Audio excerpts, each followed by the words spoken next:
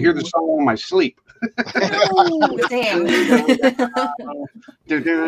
All right, guys, welcome to Hunters Hangout Live. This is the Home Hunters edition. Well, more like a Pro Hunter edition because, they're pretty awesome. This is season 11, episode 6, and we're going to hand it over to Phil and Pandora, and they're going to tell us about prizes that you can win, and Phil's going to introduce all the guests for tonight.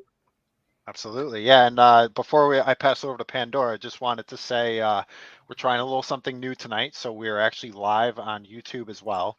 So feel free to share the link from YouTube to any of your friends if you want to have any guests that are outside of the Hangout to watch this. So you could feel free to join on there also. But without further ado, I'll pass it over to our great leader, Pandora, over there. Great leader, whatever. I was like, hello. I was going to say, hello. How you doing? Hey, everybody. Welcome. Thanks for joining us tonight for our second epic Home Haunters episode of this season. We're super happy to have our guests here tonight. We're super happy that you are here tonight.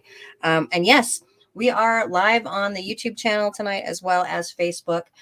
For those of you on Facebook, please remember to go to StreamYard.com/Facebook to give StreamYard, our streaming app, permission to see your name so that we see more than just Facebook users such as this right there. I don't know who you are. Hello. So StreamYard.com/Facebook and give Facebook permission for us to see your name. We shouldn't have any issues with that over on YouTube. I do believe that YouTube comments will come through normally. So without further ado, let's get to prizes tonight. We have awesome prizes for you guys tonight. Thanks to our sponsors so much for providing all these great prizes. Please make sure you go to them first for all your haunt needs. All your haunt needs. All right. From Halloween Shirt Company, we have a free shirt. From Unsub Masks, we have a free mask. From Atmos Effects, we have the Hall of Haunts free download. From Ned's LEDs, 12-volt deluxe sampler pack, one of each color.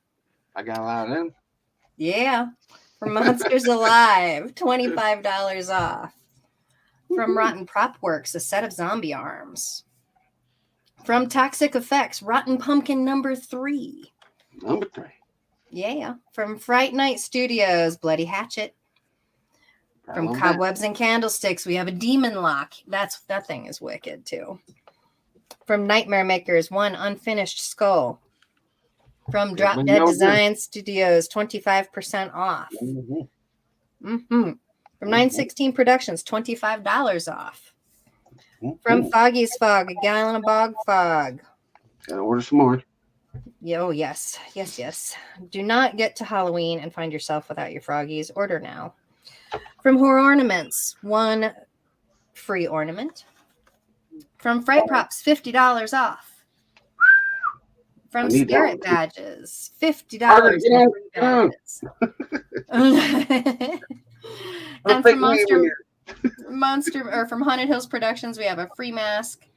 And last but not least, from Monster Misfits, we have one free bottle of Monster Blood. So again, thank you so much to all our fantastic sponsors. We appreciate you for showing up and making sure that there's great prizes for our viewers tonight. And all you need to do to enter to win tonight is to ask a question of our guests here on the panel. And that's it. You are automatically entered. Please make sure that you are checking at the end of the show. Go back and watch the replay for your name so that you don't miss out if we do call your name for a prize. You only have until Sunday night to contact me via Facebook Messenger to claim your prize. Otherwise, it gets rolled to another show and someone else gets to get that prize. Don't text me at 4:00 in the morning and say, I think I won something. Yeah, that has happened. So please make sure you contact me before by Sunday night. That's super helpful. And if you don't hear right back from me until Monday, don't panic. It's there. I will get to you. I promise. All right, Phil, would you like to introduce our fantastic guest? Yeah. Give it Yeah. cheese. So before we get into that, I also just wanted to add on to, if you have won a prize in the past, please share the love and post it on the Hangout, and give those wonderful sponsors of us or of ours a nice shout out. Because they're taking the time to send all this stuff to you guys, and it'd be greatly appreciated by just showing some love on the Here, Hangout. here. So, Yep. For all your hunt needs. For all your hunt needs. All right. I'm going to get this show started. All right. So we have epic home hunters tonight. Oh, boy. I can tell you, I already looked at the photos. Unreal. It's going to be a great show. So let's get into it. Without further ado, Adam, I'm going to pass it over to you. Give a little background on yourself and where you're from. Sure. Hey, guys. Adam Czarnik here. I'm out of Danbury, Connecticut. It's like western side of Connecticut. And I've been doing haunted attractions for over 25 years. So doing props, doing set design, doing home haunting, professional haunting, makeup, you name it, even B-grade horror films. So I do a lot of stuff. And so more recently, I've been doing 3 things: connecting other haunters, teaching, and learning a ton of stuff. So you could probably see a lot of the stuff tonight around the latest thing, which is my graveyard set. This is a thing that I've just been like learning all sorts of stuff about: pneumatics, automation, different kinds of washes and lighting and LEDs. So you could see that at this place called the Bethel Pumpkin House. That's a family friend of mine. We've been going back, and I looked him up in the phone book of anything way back when. We've been friends and family friends. He carves a bunch of pumpkins. It's very old world Halloween. Think of like trick-or-treating with your pillowcase mixed with this crazy graveyard set. And I think it's a match made in heaven. So I've been having some fun over there and meeting so many wonderful people. So please reach out to me on Instagram if you want to connect. Super cool. Nice. Yeah. Awesome. Great. And with that being said, we also just want to add to that all the links for the guests tonight are in the show description. So just click the show more and you'll be able to find all their links for Instagram, Facebook, YouTube, any of that stuff. So yeah. So next up we have Sam. I'm here. Hello, Sam. How are you guys? Good. Good. Glad to How are have you? you, sir. Glad to have you. Tell us a little bit about yourself, where you're located, your hunt, how you got started, all that good stuff. All right. So Reno, Nevada is northern Nevada. It's about 9 hours away from Las Vegas. Everybody thinks we're really close to Vegas when we're actually the farthest away. My attraction's Wicked Manor. I've been doing it. I'm actually a baby compared to some of you guys. I've only been doing it 13 years, and I didn't get out of control with it until the last 4 years. So it exploded fairly quickly. It's a home haunt attraction. I don't charge anything for it. I build stuff from scratch. I also buy props from other prop makers. I'm a very big thing in regards to not purchasing stuff from the big companies, but rather people like us. You know, if I can't build it and I see something somebody else has got, I'm going for it. Sweet. Nice. There you Yeah. go. Very cool. Unless it's one of our sponsors. Yeah. Actually, no, that's true. I've got some Froggy Fog stuff. I've got one of their big, the Poseidon fog machine. That thing is ridiculous. But I mean, if I see something extraordinary, I'm going after it. It's kind of weird. We go to those conventions and everybody thinks that I'm this big, promotional haunt. When I'm like, no, man, I do it out of my house. Right? and Sam, if you had to say any inspirations for you, where would you point to? Inspiration, dude, honestly, just the old school horror stuff I grew up with, like Return of the Living Dead, that sort of stuff. I found a passion for it probably about the time I was 17. I was working at this place called Fabricland, and next door to it was Kmart, and they were throwing out this big Jurassic Park like entrance door. It was all made out of cardboard. I took it home for Halloween, put it up in my mom's yard, and we had lines of cars, and it was right about then and there at 16. I realized, like, okay, I'm into this. You're like, no, I'm hooked. Yeah. I'm hooked now. I'm hooked. It was like we were one of the only houses doing it, and then it kind of really bled off right around 2009. I was in the market as far as mortgage banking, so I had a lot of time on my hands when that place crashed. So I sunk my stuff into the haunt world, and it just really got bad as I got older. It takes you over, man. It takes you over. It did. It really does. Man. Katrina agrees. It's an addiction. It is. It definitely is. Once it gets your hooks into you, man, it's all over. Mm-hmm. Yeah, it was done, man. And I think in this industry, dude, I've met some of the coolest people. always willing to share stuff, show me what I'm doing, what I'm not doing, and just willing to share it. You know what I mean? So it's just been a great set of family in this setup. So Hunt family's the best family. Truly. Yeah. Awesome. Well, thank you, Sam. We'll come back to you here shortly. All right. Next up, we got Keith. Hi. My haunt. I just have a home haunt. I'm in Kaiser, Oregon, and I've been doing this probably 8 years. I think seriously. I mean, I always had decorations out, but I first started looking on YouTube, figure out how to do stuff, and that's when I discovered your show, and then went on from there.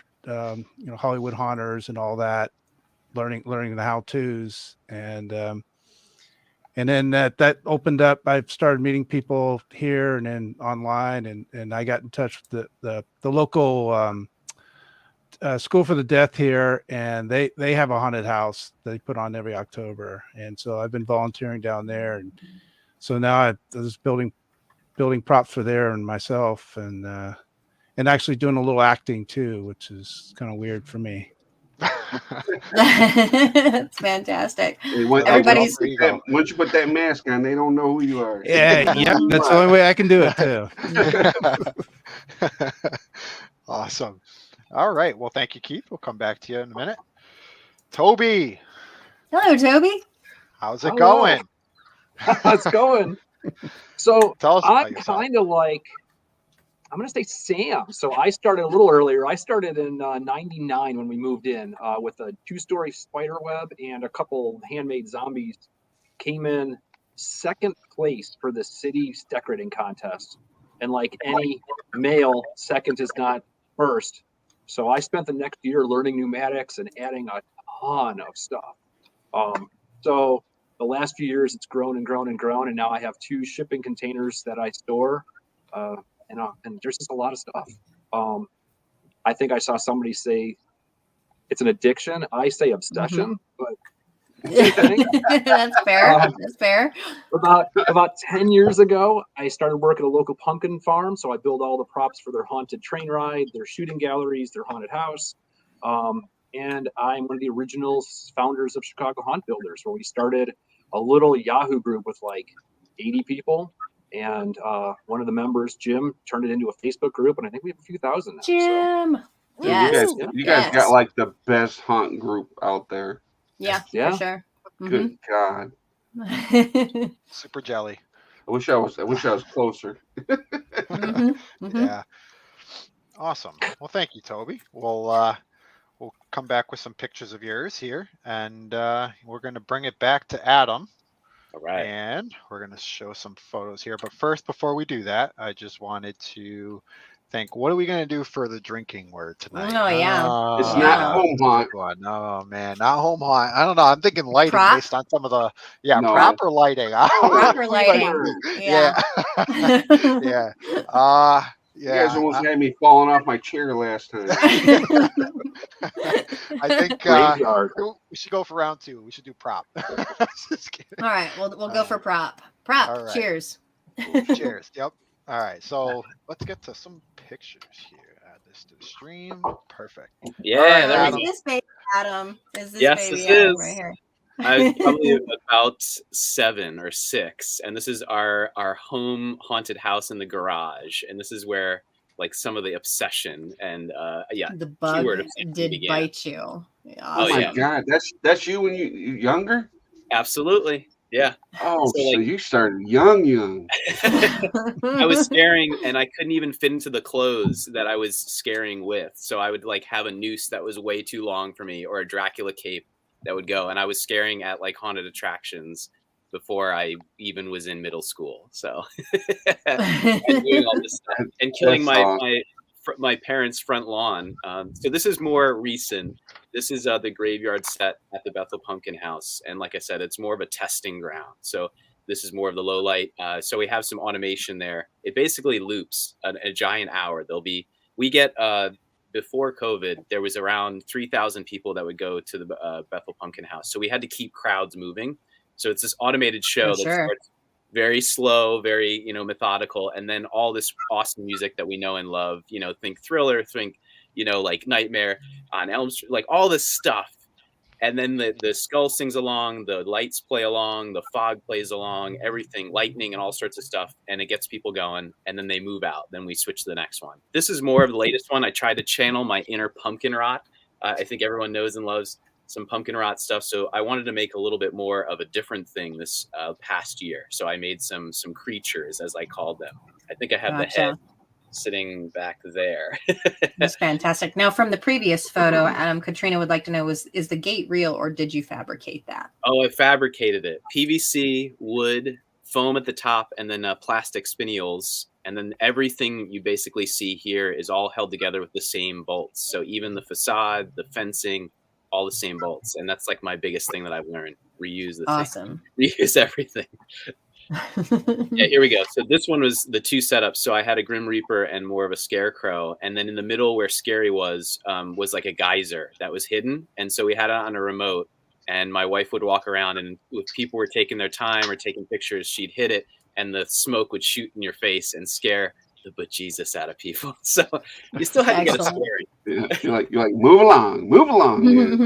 Exactly. So this is more of the shot of the Bethel Pumpkin House. So this is a family friend I mentioned before. We met through the phone book. I looked him up way back when I think I was like 14, and he carves between 300 and 800 pumpkins. Anyone is welcome. It's all volunteer work. It's all hand carved. It's all real pumpkins. And so I've been going there to get my fix of like old world Halloween, hand painted stuff.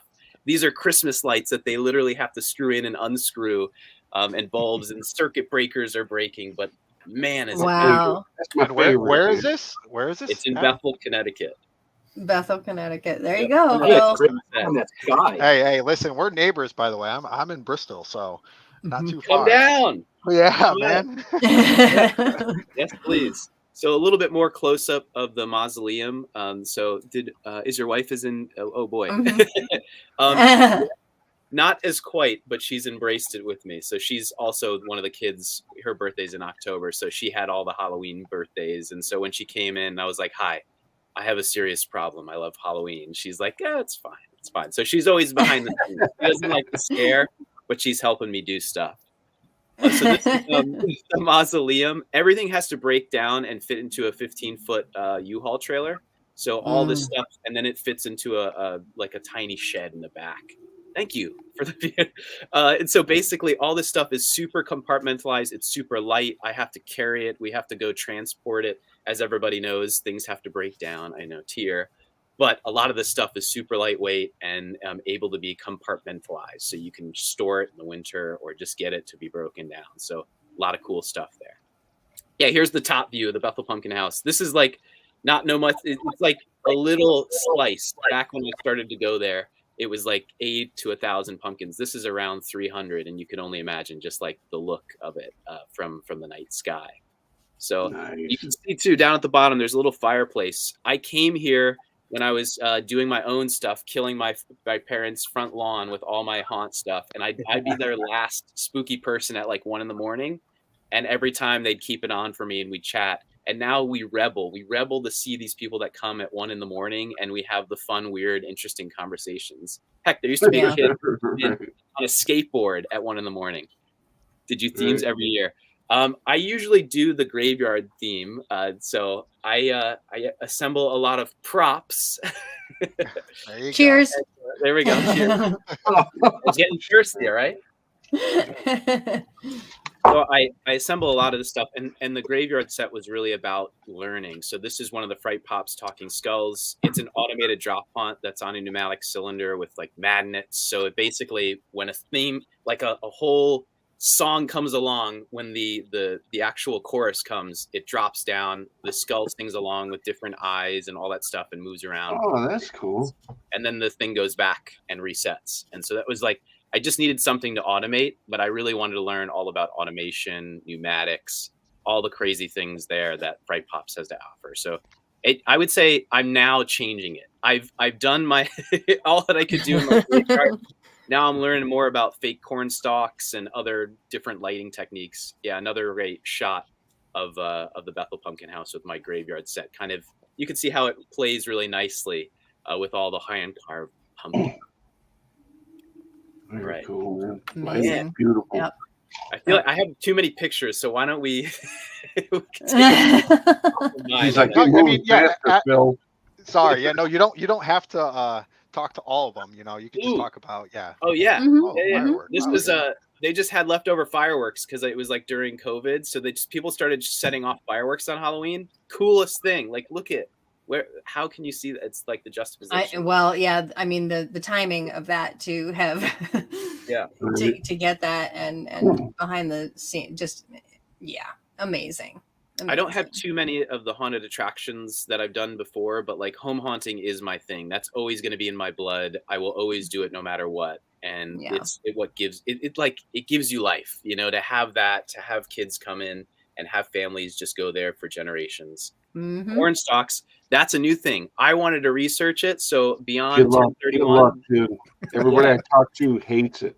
Yeah, actually, I was just thinking of poor Sam, who's out there making them again, who swore she never would make them again, but she's out there making them. So what about you, Adam? What's your plan? I really love beyond 1031's like whole essence of it. You're following Angie's stuff too. Okay, Yes. Angie has the monopoly on making of the corn stalks. Hands down. I mean, like by far the best I've seen. And then when I saw it all done, I was like, "That's it. We're doing it."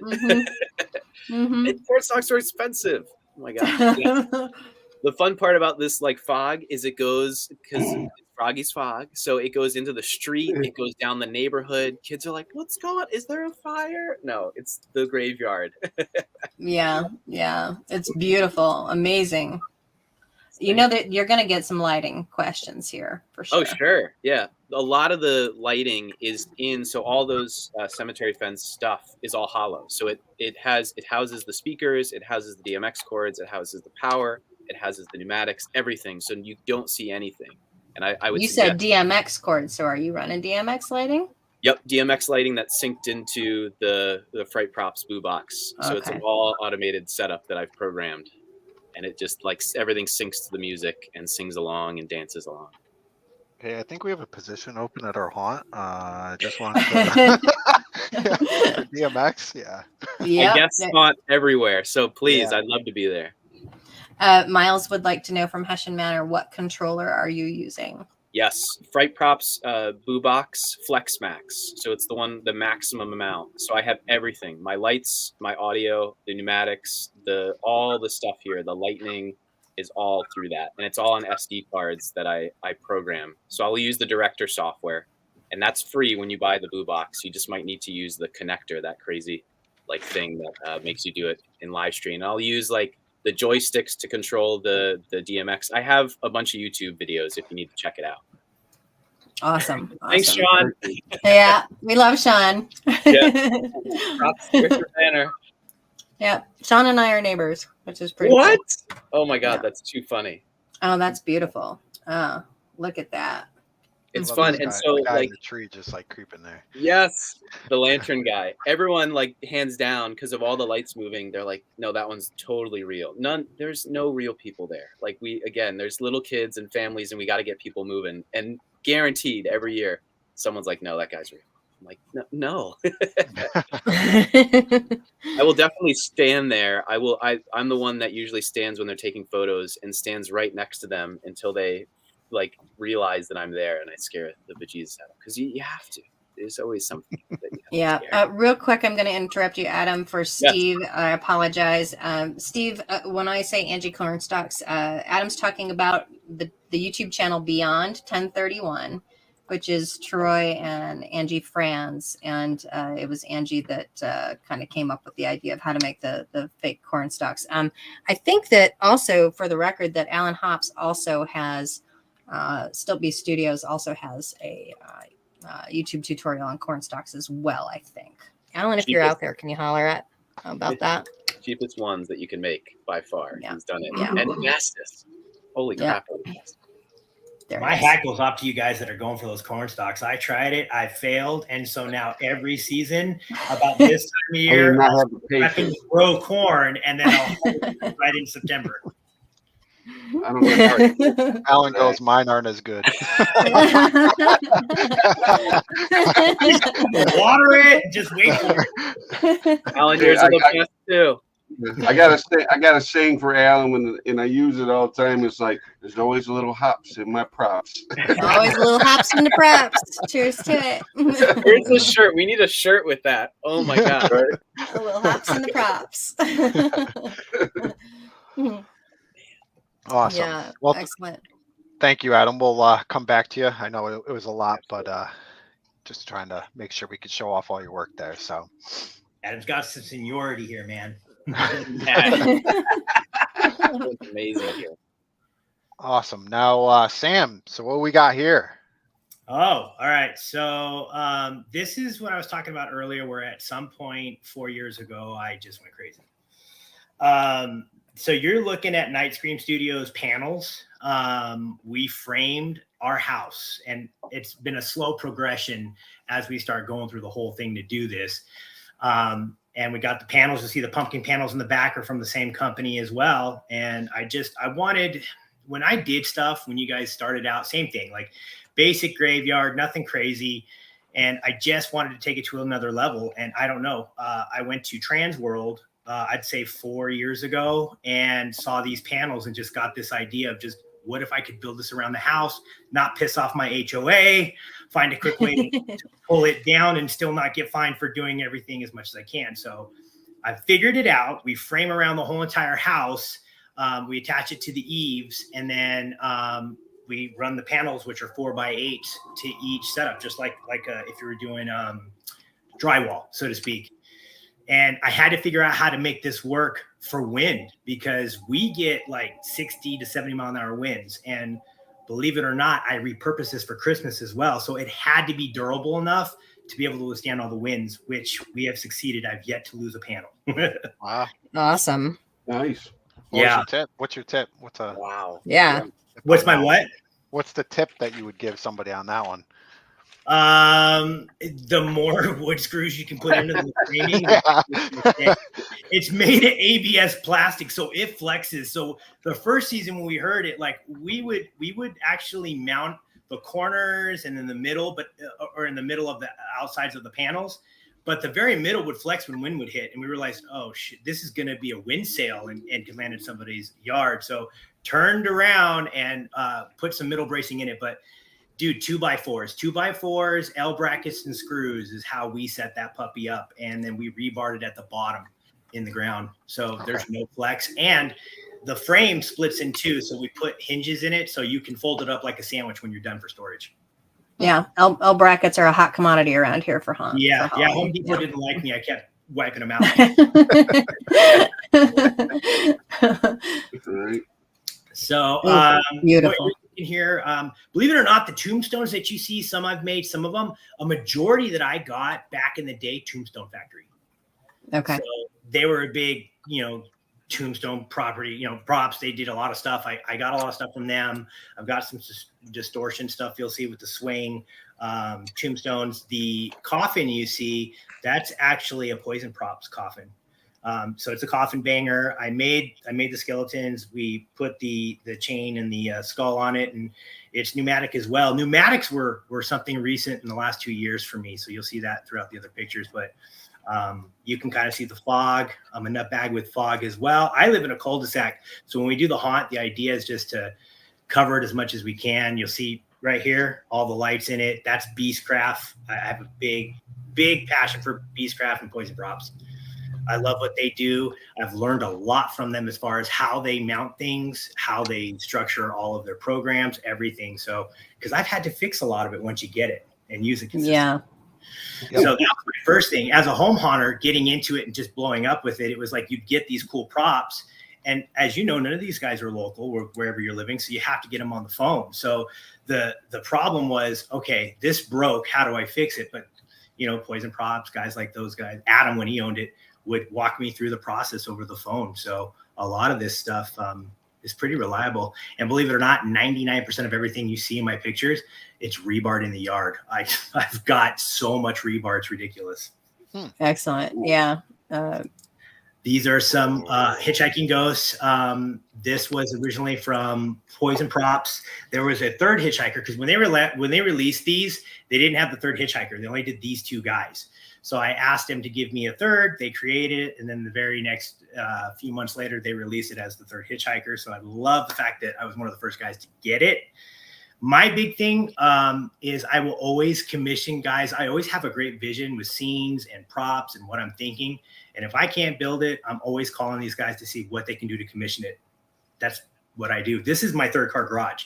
So we created a little backdrop with more night screen panels and created coffin walls and all that kind of jazz for it.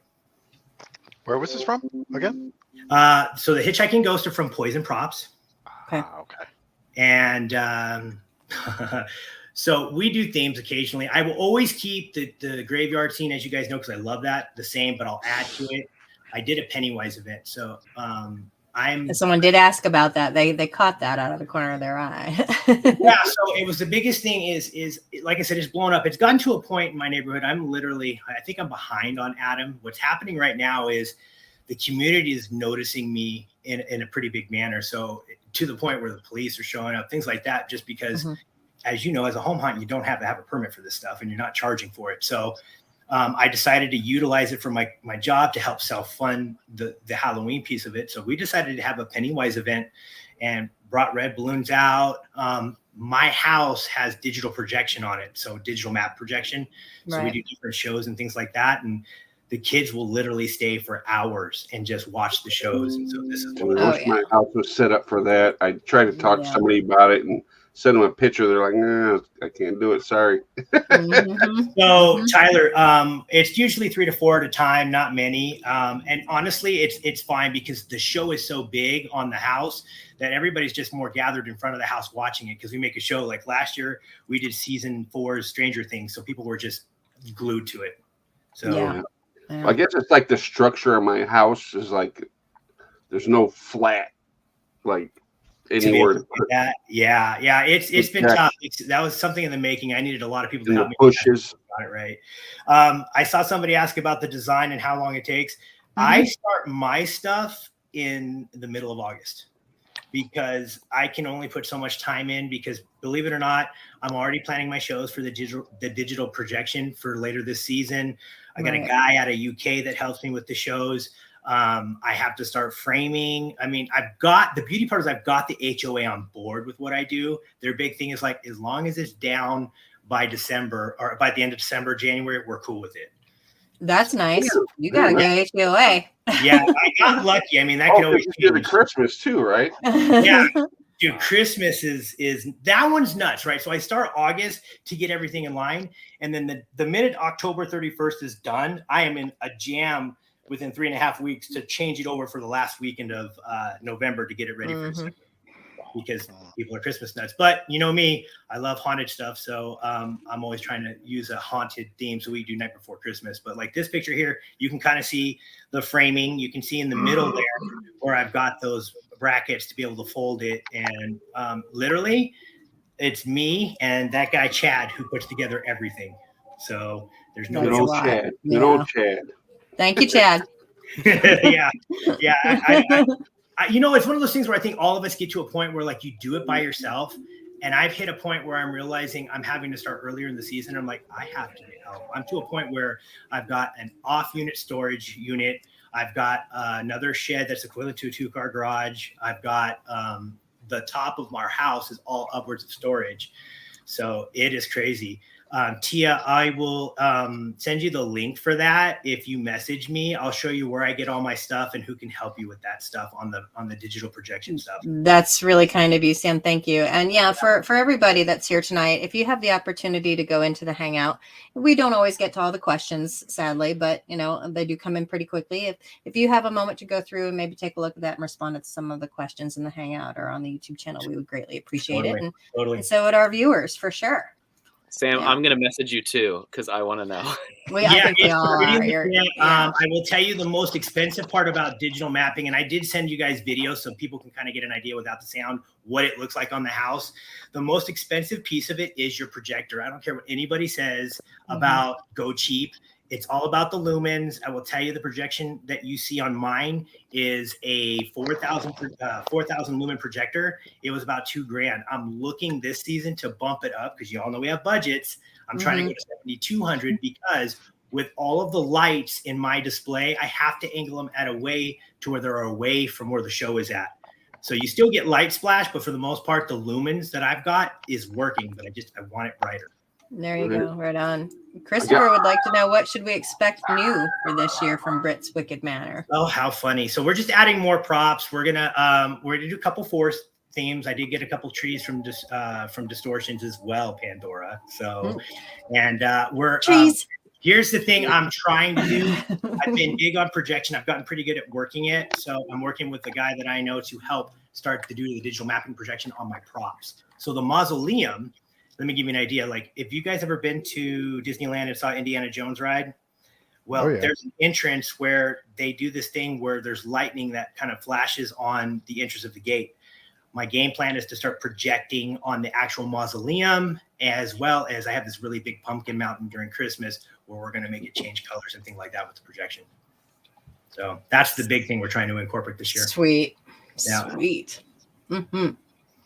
Excellent. Awesome. Well, thank you, Sam. We'll come back to here in a couple minutes. All right. Next up, we got Keith. Okay. What do we got here? This is my Pirates Caribbean I did this year, and I think I did back in 19 too. Sweet. That is beautiful. I mean, lighting tonight. Oh my God. Yeah. Tonight. Well, is this LED? Yeah, it's actually just LED floods. Sorry. That I move about, and I spend all night working on the lighting.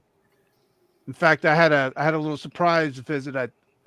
If you see that little fence up in front there was something coming along I thought was a cat, and it turned out it had a white stripe down its back. So, oh no, yeah.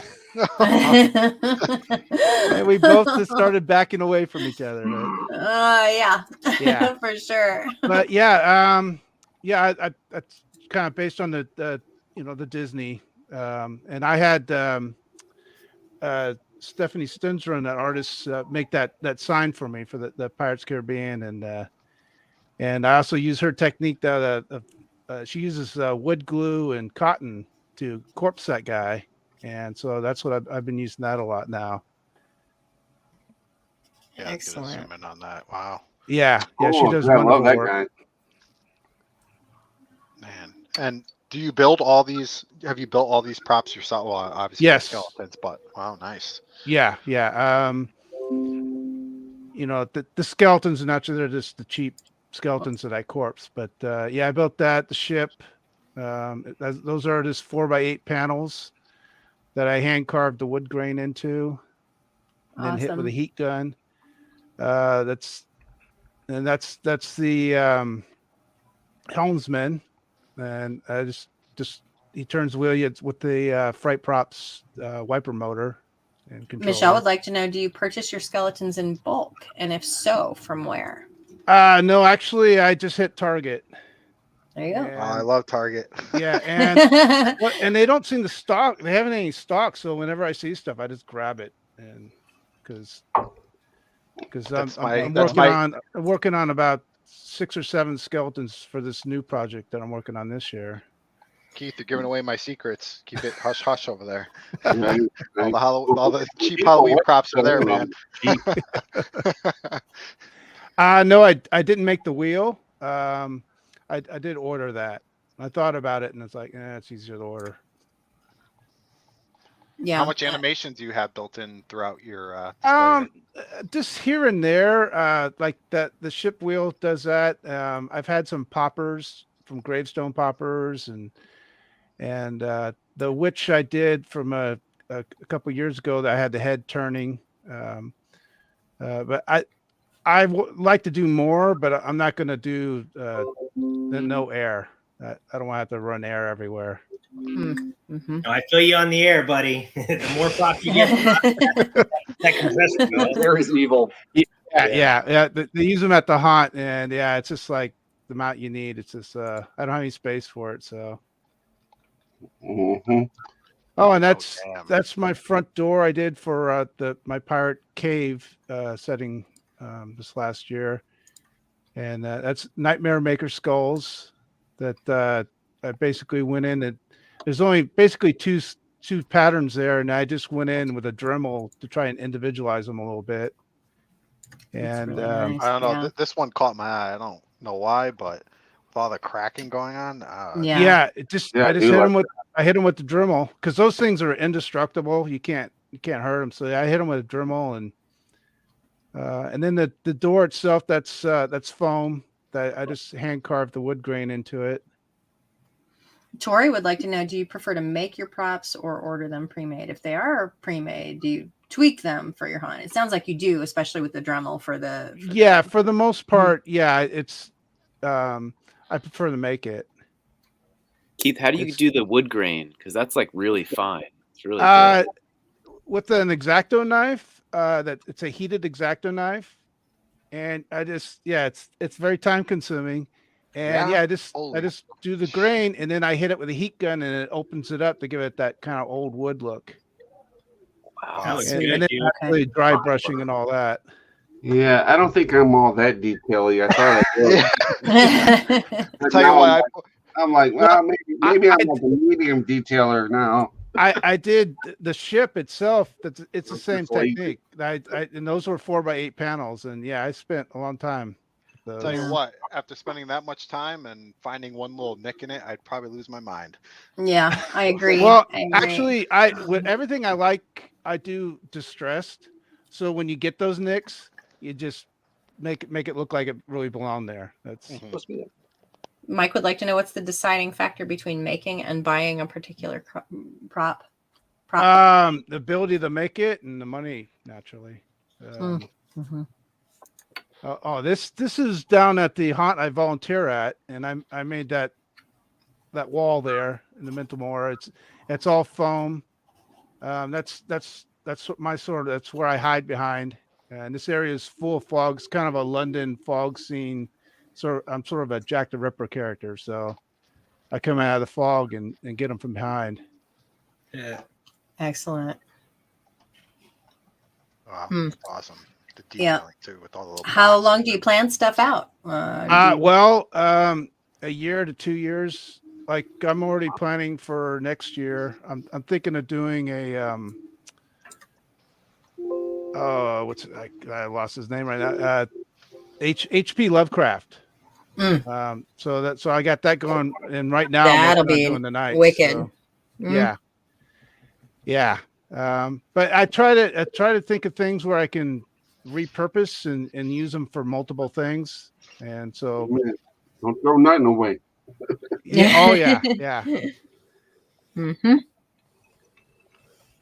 And that's also at the haunt. That's the catacombs I spent on most of last summer. Beautiful. I love that you chose to do that in that shape. That looks good, that dude. that looks awesome. Doing it in the skull shape is just brilliant. That's some Really is. Indiana Jones stuff, dude. Yeah, I was gonna say that. I've been on the ride too. Yeah. Dude, man, that's good stuff. But those are Nightmare Maker skulls. Thank you. That was asked. And the where they're lighted up, those are milk jug skulls. You can't even tell, man, to be honest. Yeah, Well, but they're great for lighting up behind. You can shine through them, and that's pretty cool. That's But actually that's a great idea. Huh. Yeah. That's brilliant, man. I think that's a great setup. and that area is usually all in fog too, and with the laser over it, and we have actors that kind of come from above on people. Keith, I just snapped this and sent it to my boss. So thanks for the inspiration. Thanks for the idea. Yeah. Well, have fun doing the milk jugs. Yeah. They're a little time consuming. Yeah. That's why I love the Nightmares Makers. Now, is that a panel, dude, or are you, when you have to set it up every year? Is it individually, or you just got it on a panel? Or Well, this is at the haunt at the school. Got it. So this is up all year round. Got it. And Wow, so those are panels. Those are panels attached to a framework. Okay. So when I made them, that panel detached, I was able to lay it down, use great stuff to attach it, and then put it up. You lucky duck. Year round. Wow. I know. That's Yeah. Except the only problem is that the damn ceiling, because there's so much you could do if you had high ceilings, but we make do. But yeah, not having to tear it down. Oh well, except we like to change it every year. They each there's certain sections they change every year. It's not the same. That's true. That's true. Ted would like to know, if you had the opportunity to go to a large pro hunt, would you, or would you continue on with your own vision? You mean run one myself? Mm-hmm. Yeah. No, never. That's a whole different thing. That's a different skill. This is fun. Running a business, running it totally different. Totally different. Let's not make your hobby work, right? Yeah, I wouldn't mind working at one and creating stuff for one, but I wouldn't want to have to run it. Yeah. I'm with Keith on that. I think my I've had that same question, and I will tell you, I wonder if everybody's the same way.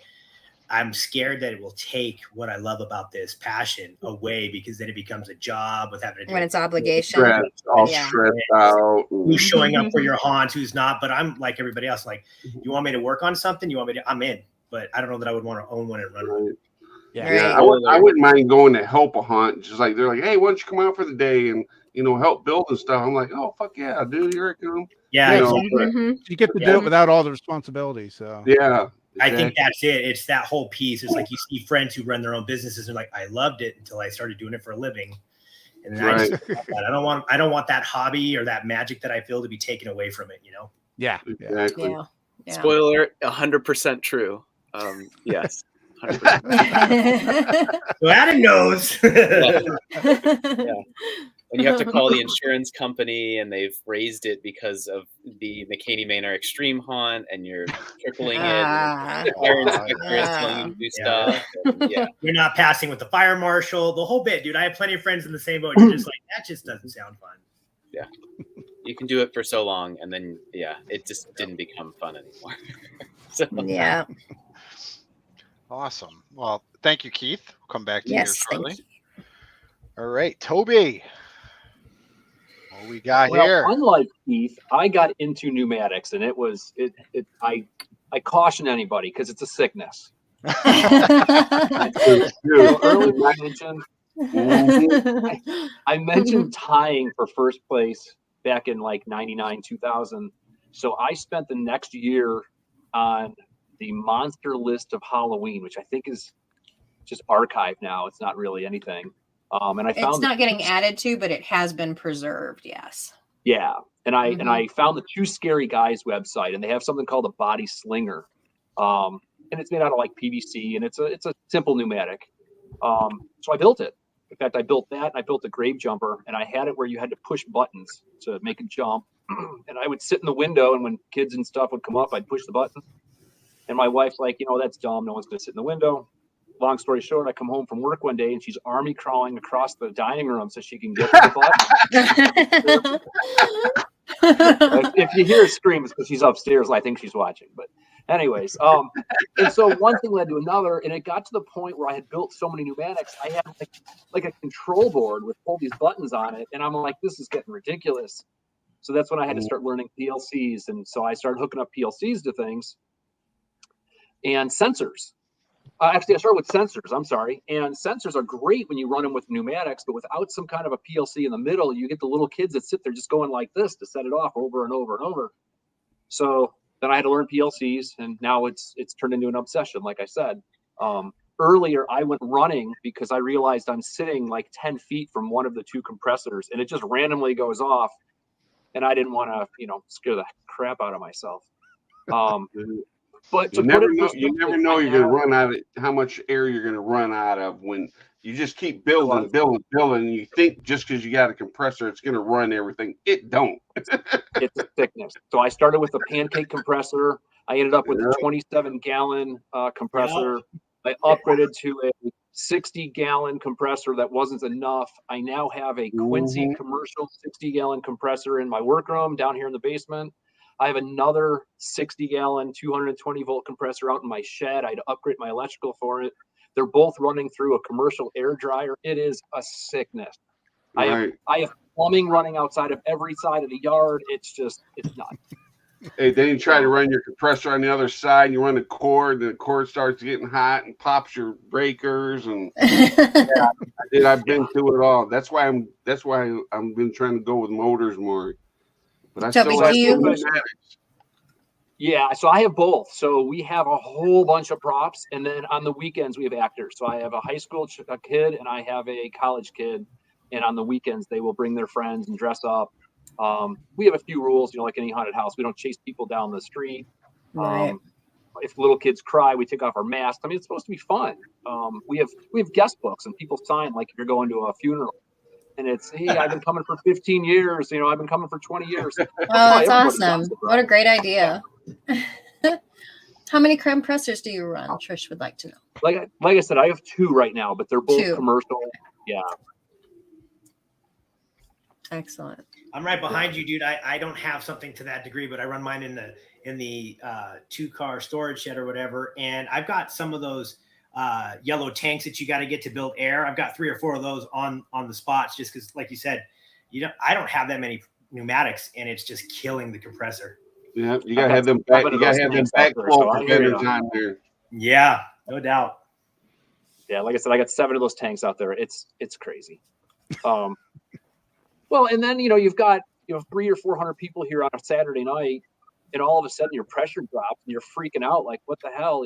So it's a job. It's a home haunt, but it's a job. So the earlier question, if we do it professionally, I think the closest I'm going to come is the pumpkin farm I do work for, because I'm spending their money, I'm building props for them, I get the credit, and it's somebody else's problem. Yeah. Yeah. So So you there's got another actor. the perfect deal there, for sure. Oh, Steve's Haunted Yard. Haunt 31 is an OG. I know. I was gonna tell him that he's one of the first people I started following, but There you go. back in the day. Well, and I said earlier, I don't do a whole bunch with pictures because I forget. I'm too busy building. So That's my this biggest is- downfall. So This is this is a drop down. So it's a pillar. I actually stole the idea from a scare factory back in Transworld years and years ago. I went and it was like $3,000 for a drop down pillar, and I'm like, I could build that. So I did, and then I recently upgraded it. That's a 3-axis skull in there, but I built it myself, and it's all pneumatic. So the jaw moves, the head moves back and forth and up and down, and it's all with air.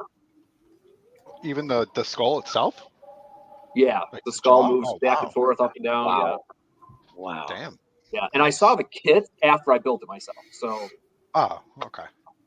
Of course. I thought they only had the servo ones. I didn't realize that pneumatic version. Wow. yeah.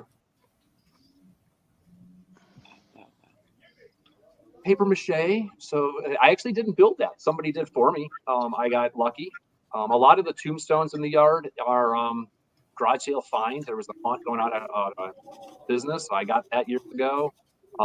I bought so much at that guy's garage sale. We had it strapped to the roof. We had it like my wife had bags and stuff in her lap. And she's like, why don't we just make a second trip? And I'm like, because I don't want the guy to know we robbed him. Like, we got that much stuff. So Kevin says hi. I see that. I can. So this was a Um, Chicago Haunt Builders build. So this is a rocking guy. He rocks back and forth. So this is one of the Haunt Builders group builds. Obviously, we decorated them all ourselves, but he just kind of stays back and forth back by that Western scene we have. See what I'm saying? Chicago Hunt Club. That's their Yep. build. Yep. Yeah. No haunt couples, no Texas hunters, and Chicago Haunt Builders is the best build group out there. Well, and I think a couple of us said it early on. I think when we were talking before the show, how haunters all help each other, right? And that's really what Haunt Mhm. Builders has. It's just helping Yep. each other. I've been traveling for the last 2 weeks, but I'm days away of proposing a series of, I'm going to call them lunch and learns here at Haunt 31 to the group. So my goal is to do like a Sunday afternoon lunch and learn for a couple hours and teach how to weld and work with steel. And then a couple weeks later, maybe the next month, do a lunch and learn for like pneumatics. And then a couple of weeks later, do a lunch and learn for like sensors and controllers. And I'm thinking about putting it all together. And then later in the season, doing an actual build where We're going to come and you're going to cut and weld and you're going to, leave with something working. And the group kind of does that, but we do a lot of pre-work. Sometimes you're ready to go when it's all over. Sometimes there's more work to be had. I want to kind of teach people how to do it. And That's right. very There's cool. there's only one thing. There's only one thing wrong that I really hate about your group is they're too that far away. no, that it's too far away.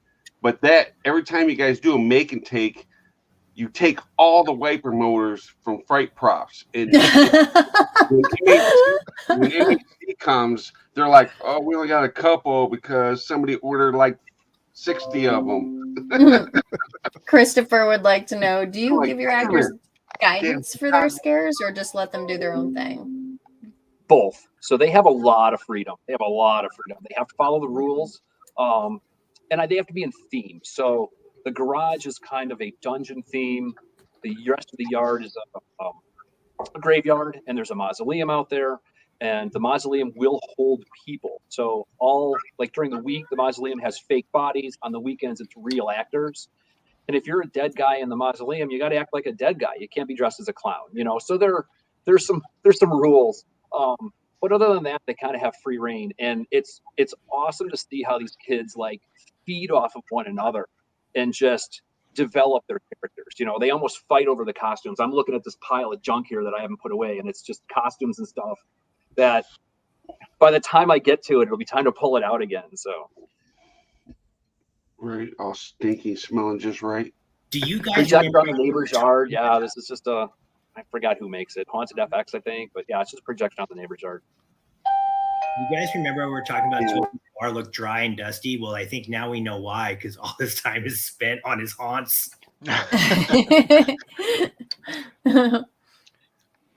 I know where I'm buying a ticket. Real quick, so like I said, I suck at taking pictures. I don't update my website ever.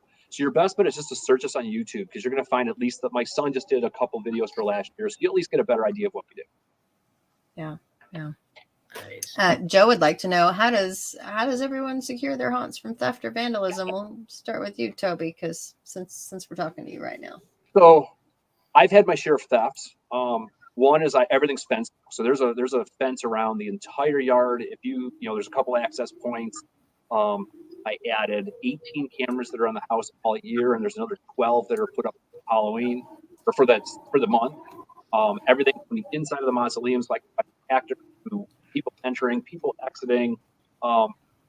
It's not just security. The home haunters, when you get to be kind of the level that most of us are now, with a lot of people, you got to worry about losing something because of people like, oh, I tripped on your sidewalk. I need to see that. I have to have video of it. I need to know what's going on. So a lot of cameras, things that are really out or tied down really well or screwed to the buildings. And just having somebody here mentioned the police will hang out at their home. I think maybe it was you, Sam. So we'll have weekends where it'll be so busy. Police will just walk down the sidewalk, and I'm like, oh my gosh, you always freak out because the cops are here. So hey, is something wrong? They're like, no, there's an opportunity that something bad could happen. We're here just to hang out, and it's great. Kids are talking to them, and it's great for the community. Yeah, awesome. Yeah, I think buttoning everything up, fencing is always good. So the more you can add fencing and put things behind something, the better. I started to do at some points, and you don't even do this, but motion activated floodlights, because I may have been a vandal in my teen years, and there was Hey, at least he admits it. Never to Halloween stuff. That was the code. Never to Halloween stuff. Yeah. But if there was a motion light, not touching it. That's the kind of stuff that you do. And then the police, if they're out, take advantage of them. Just say, hey, can you just watch this? There's a lot of people coming around. I think it's totally. Yeah. Hey, pardon the interruption here real quick, guys. We are at the top of the hour. And yes, Sean, we are monitoring the YouTube chat as well. We can see both the YouTube chat as well as the Facebook chat. And anyone who asks a question, regardless of where you're asking that question at, you are automatically entered to win those prizes at the end of the show. And so we got your names there. And welcome to all of you who are following us on YouTube tonight. Right on. Seems to be working well, so it's good news. Working good, huh? Yeah. Yeah, so we're at the top of the hour. Just wanted to say, for those of you that don't know, you can win prizes from our amazing sponsors. And all you have to do is ask a question to the panel, and that enters you in for a chance to win a great prize. So, yeah. Good stuff. Good stuff. Oh, yeah. So without further ado, we'll get back to the top here. We'll bring it back to Adam. And Adam, I know I got a few videos coming up, so feel free to tell me if it's a good one or skip it or whatever. But hey, wait, Phil's not. Adam's not back at the bus anymore. what? No. Toby's back at the bus now. Oh, yeah. I'm fine with that. Oh man, this is early on. This is when we the foam. We talked about foam, and I wanted to touch on this. So you can get foam obviously from Home Depot and Lowe's and stuff. That is the foam back there. What I found though was that there's foam companies usually in every state, and they usually do packaging. So I was able to secure 4x8 sheets at a pound density, 4 inches thick, for like I think it was $22 a sheet. And like they would also deliver it to you if you had a business address. And I didn't have a business address at the time, but like I had to go get my dad's truck and drive on the highway with those, which I do not recommend. Like, you can find New England Foam is out of Hartford, Connecticut. So anyone that's around New England, really amazing to work with. But look around. I bet you Chicago has it. I bet you major cities have these like foam packaging. Dude, Phil's writing that shit down. You should have did that. I see him right now. Writing it down. I'm good. I'm a little square in the top corner here. So You are. I can see in that square. He's up there right now. You're never gonna get more. You're never gonna get foam again now. Can't see me now, bitches. This is a really interesting question from Jamie. I like that a lot. Do you find that bright colored lights are more effective than just white, amber, or green? You know, do you think that pink and purple are becoming more popular because it's, 100%. You got to switch it up. Like I think purple and green is really amazing. I think even doing just pin spots of white light to just try to show more texture. We work on this stuff all year round. Just doing a subtle light of wash just always helps bring it up, especially when you do video. I always have to use like little tiny loom cubes or something when I'm filming, and it just looks a lot better. Totally agree. Yeah. You find if there's just one single color wash over everything, that a lot of the detail tends to get lost in that. Yeah. Mm-hmm. Let's see what else we got here. I know there's a ton of other stuff. I have a bunch of props around me too. So let's see what this one is. Oh, this is a really good one. So this kind of shows that the automation of the lighting, and then we're going to pan back because that drops down. It's singing along to the song, and all the stuff is in motion. I love that. That's so cool. Yeah. Really cool movement. I know it's quiet, but I can sing along if you guys want. I'm just kidding. And afterwards, it goes back up. And I love that it goes back up. And I always have it's like a little, there's like text there, and the text gets smaller and smaller and smaller. So I've seen people just look closer, closer and closer. And then when it drops, it's like, Gotcha. Yeah, totally. Mm-hmm. What else we got here? I also have masks. Let's see if I can put my mask on while this is happening. Let's see. There we go. This is a good one. So I made this like in 2015. It's based off of a life cast of my face. It's 00 silicone, and there we go. Some good stuff. So I like to call this the Undertaker mask. I'm on TikTok, and that's where a lot of people have seen this mask probably. But it's a fun one. It's like that's really good. Yeah. So, yeah, and just so everybody knows, please go and look at the post after the show within the Facebook group or on the YouTube channel in the description box down below. We do have everyone's links where you can find them, their YouTube channels, their link trees, the all of that, so you can go and find them after the show. Yeah. So just fun stuff here. Again, all the DMX lights are all hooked up via the Boo Box. It's all synced up on an SD card. And that's what I found over the years. If you're pressing the buttons, if you're running around, I just want something to press play, and it does everything for me so I can enjoy the night. I can take in everyone. I could look at all the kids and the happiness on their face. Like, that's what it's about. And so for me, having this here and having it so it just plays on a big loop and everything's all set is like the chef's kiss for me. So I love the gate, and the gate looks so awesome. And then I love old the vegetation, like chains going across it and everything. all like yes, like just plasticky chain, but like at night it just you don't see it. And like all like if you have vegetation, pumpkin vines, drape that over stuff. It's like so good because then people don't want to touch it. Oh, it's great to have like weird stuff there. Is this one? This is this is when a lot of the crowds are here, so you can see people gather. And so like if you have music, I always try to have it so that it stops, and then so people go, oh, it's over. And then they go, and then the next group can go in because it's a lot. People, as you know, we heard at Sam's house, people are just standing there for hours. So how do you get a lot of people moving? This is just some old world stuff of what Billy Michael does at the Bethel Pumpkin House.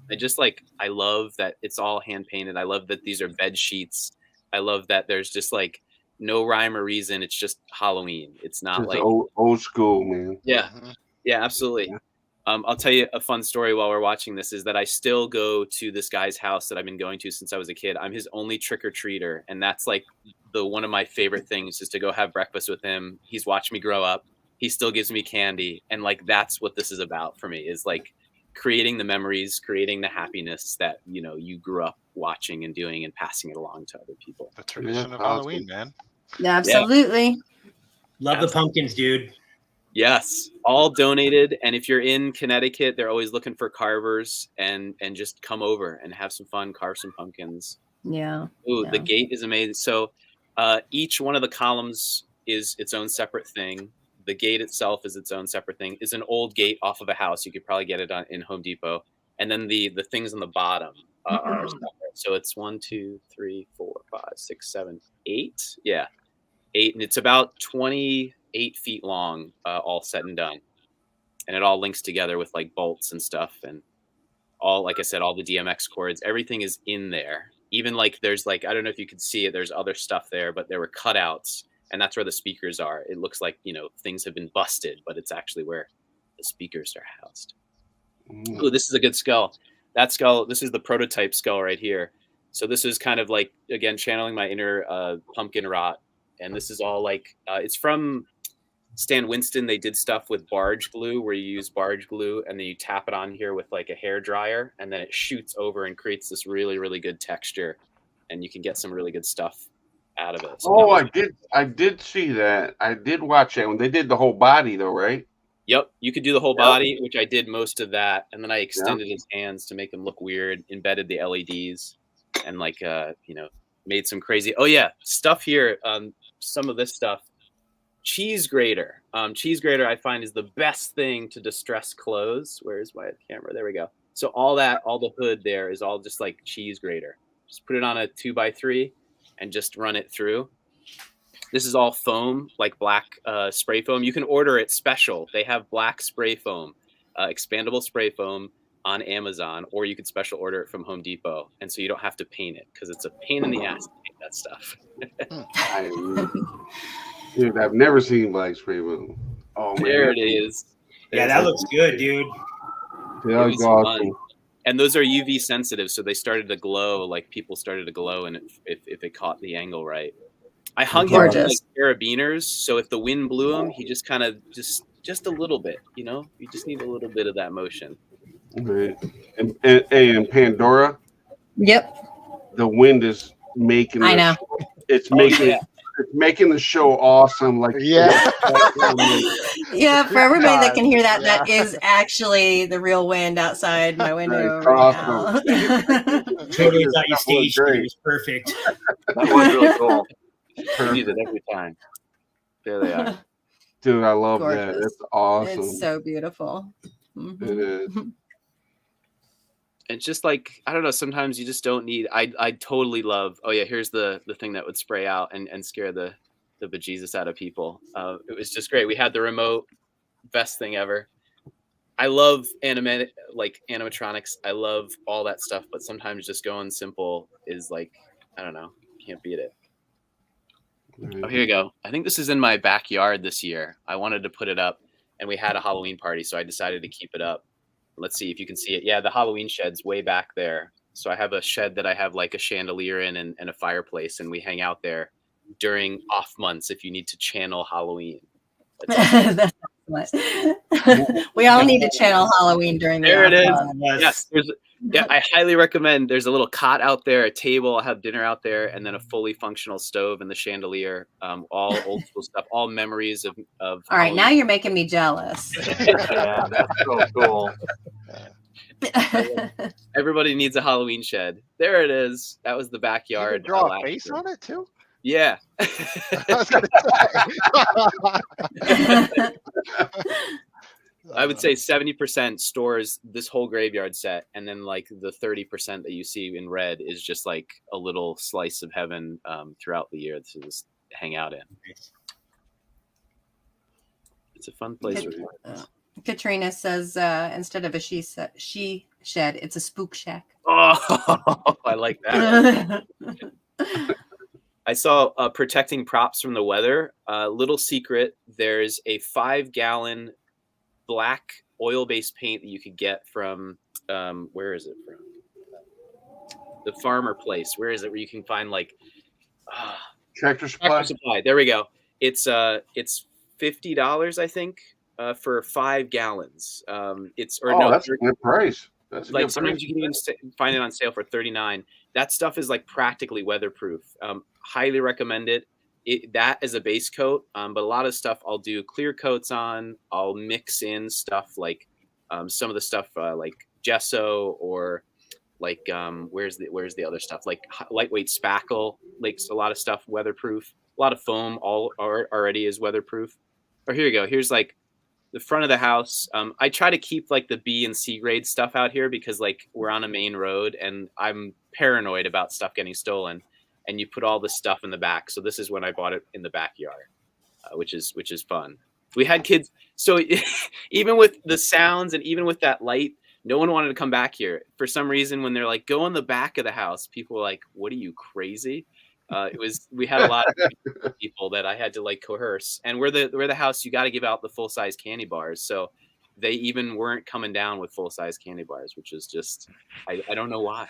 I applaud every hunter that does the full-size candy bars. I am cheap. I'm like, nope, I built all this for you. That is your gift. Oh, I give out candy, of course. No, but the Pandora, full-size I stuff, have the same look, same exact look. But my wife this last year, she did full-size candy bars. I can't do it. I can't justify the expense. I I can't give out either. lots of candy, but the full size, no. hey, I applaud you, Adam. I went through like 5 rolls, probably like 4 rolls of plastic bags because the kids that came out were like troopers, man. It was raining, and they're like, "We're doing it." And I had the plastic bags. Like, "You want a plastic bag?" Right, man, you're the greatest, dude. I cut a hole in it, slapped it on them. They just kept going, dude. I was like, dude, I'm there for you, bro.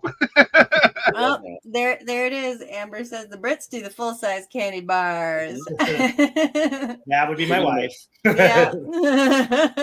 You're gonna make memories, man. All that stuff, just that That's memory awesome. of the kids in the Well, rain. I'm kind of like Pandora. It's Yeah. like you're putting so much work into other things. The last thing I was thinking about is like, really, we're doing full size candy bars this year? Yeah. And she's I'm shipping broke. in from Amazon, you know? Yeah. Dude, I'm broke time I'm done building, man. I Costco feel ya. membership. They go a long way. But something tells you holding that cocktail in front of your displays, just there's not a feeling like it. Yeah. Right. Mhm. Yeah, plus there's gotta be booze money. You can't spend that. Well, Adam, I thank love you, it. man. I know we Yes. didn't get through all your photos, but Fine. like we said, we have your links on there so people can go check out all your Yep. different areas or avenues for Yeah. where you share stuff. So thank you so much, man, and great work. Can't wait to hopefully link up soon with you and see what you got for this year. Please do. Yes. Awesome. He's gonna link up, steal all your damn poems. All right, Sam. Let's see. Sam. Sam, I am. Oh, yep, that's the Night Screams Mausoleum stuff. We built that. That's you can see the 2x4s in between. Ran the moss with it. I literally threw it right where our drainage ditch is for all the excess water. You can see a bush inside there, but at night we put a prop in there. You would never notice that was in there. So it looks really great at night. And there's some more of the framing of how we did it to the house. You can see the extensions from the eaves.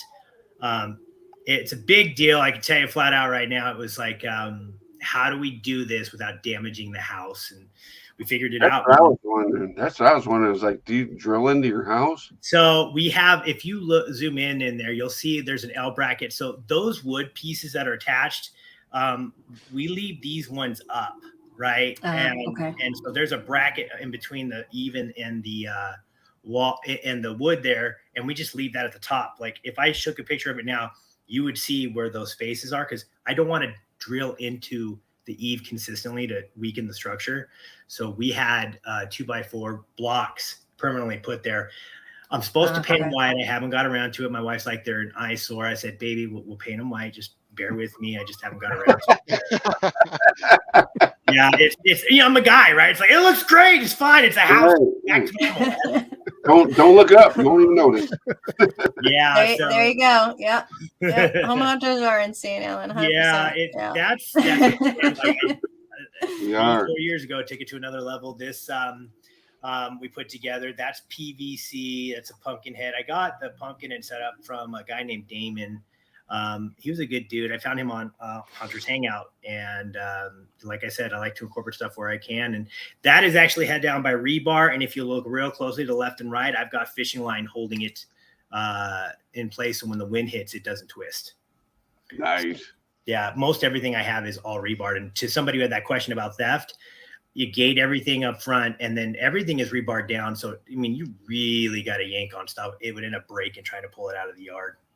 Okay. Because we get some high winds, so it's got to be windproof. So you can kind of see right there. There you go.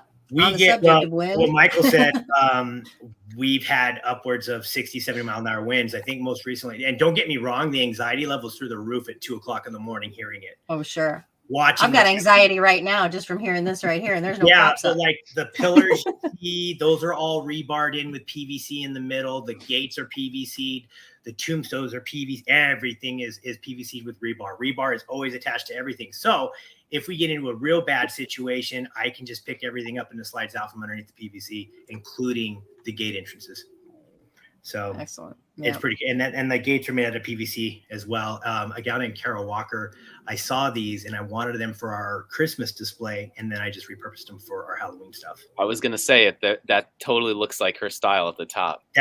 She's an amazing person. So I ended up getting her stuff when she was trying to unload some of it, and then I fell in love with how she does her prop making. And then I started commissioning her for certain things. Like when we get to the Christmas stuff, wait till you see like that right there. You're looking at Carol Walker's hands and head for Jack, and then the rest of that is from Poison Props. We love you, Kara. Happy birthday. Yeah. So this is a pneumatic prop. It's actually pneumatic. It's electric. It actually moves, so the chest and head rotates. He moves just like the one in the Disneyland ride, except for he is actually 10 feet tall. So it was their lunger. I can't remember what they call it at Poison Props catalog. It was a lunger, and I just had them use the same framing, and we just changed it and went this direction with it. So his chest and everything's made of chicken wire, and then we just started putting everything together. But I mean, this guy had to watch and rebar down and watch with the winds, because he really concerned me with how brittle he could be if we got hit with a lot of wind. So that's lock, shock, and barrel. You can see that's kind of the direction we went from Halloween. You can see the pumpkin mountain in the back. So the pumpkin mountain is three pieces. It's from Little Spider Creations. Found them at Transworld, started talking about some stuff and commissioned them to build it. Lock, shock, and barrel came from a gentleman out of Canada who was just selling the stuff, and he had it for his display, was redoing everything. So I bought that along with the sleigh. The coffin sleigh is legit. It's a real live full-size coffin with iron sleigh rails. And let me tell you, that's a bitch to move. No joke. I bet. Oh, man. I'll tell you what, them Canadians know how to build some shit, man. Yeah. So it's kind of one of those. They're like serious haunters, and they do it in the cold. Yeah, totally. These guys are all rebarred in as well. So same setup. Like everything I do, I have to prep it for wind, because we get the worst winds, and it holds up. The lights on the pumpkins, Remember I was telling you about like one of the new things we're going to do this year is take some of the digital map projection. I'm going to take the lighting away from the pumpkin, and we're going to use a projector to help change the colors and make that thing animated. So, yeah. And yeah, then, Brian brings up a good point. You know, you got to be really careful. The bigger you get, it's all about weight distribution at that point. Yeah. Totally. And like that. And this is what I mean. Like I've gotten out of hand. I did all this stuff by myself, and I've gotten to a point where I'm having to ask for help moving things. This takes 4 guys to move that mountain. And you know, the biggest thing was like, so you're seeing 0. This is foam as well, to what Adam was talking about. It's all carved out, painted black. And believe it or not, that cross has already been broke twice. So we had to glue that back on. And it's just, you know how it goes, man. You break it as you go. And that's rebarred in as well, because it is foam, so it's super light. All we did was drill in through the wall of it all and then put 2 rebars through the PVC pipes to hold it down. So is that true of Zero's doghouse as well, Sam? Yeah, it is foam. That is straight made out of foam right there. Yeah, I mean, you can see the size of it, and you just use a Dremel, and you shaped it and painted it and all that jazz with it. But you rebarred it in just because it's about 3 feet tall. So my concern was losing that thing. The only thing that is not mine is the Sally. Sally was a Home Depot special.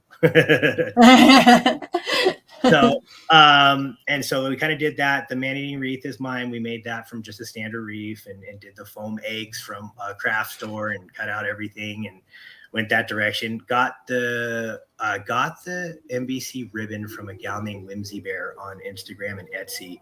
That girl has everything you want if you're a Nightmare Before Christmas fan. If you're looking to get the ribbon and stuff you see in the Disneyland Haunted Mansion displays during the holidays, that chick's got it. All the ribbon, all the skulls, everything come from her. It's amazing stuff. I actually ran into her. So you'll actually see at the bottom where that jack is, that's where all the programmers and stuff from Poison Props is to control him. So it's on a excellent. It's on a picovolt, so you can adjust how quick he moves. So he's definitely good at weatherproof. When we get weather, I just use contractor bags to cover them up. I don't even move them out of the weather. Okay. So you're staring at another Kara Walker commission special right there, the Scarecrow. I told her, how do we build this? I sent her a picture when my wife and I were in Disneyland, and I said, we got to do this. How do we do this? And we kind of ran through it. She had ideas on how to do it, and she started building it. And then, believe it or not, after we did it and sent pictures, people started ordering from her.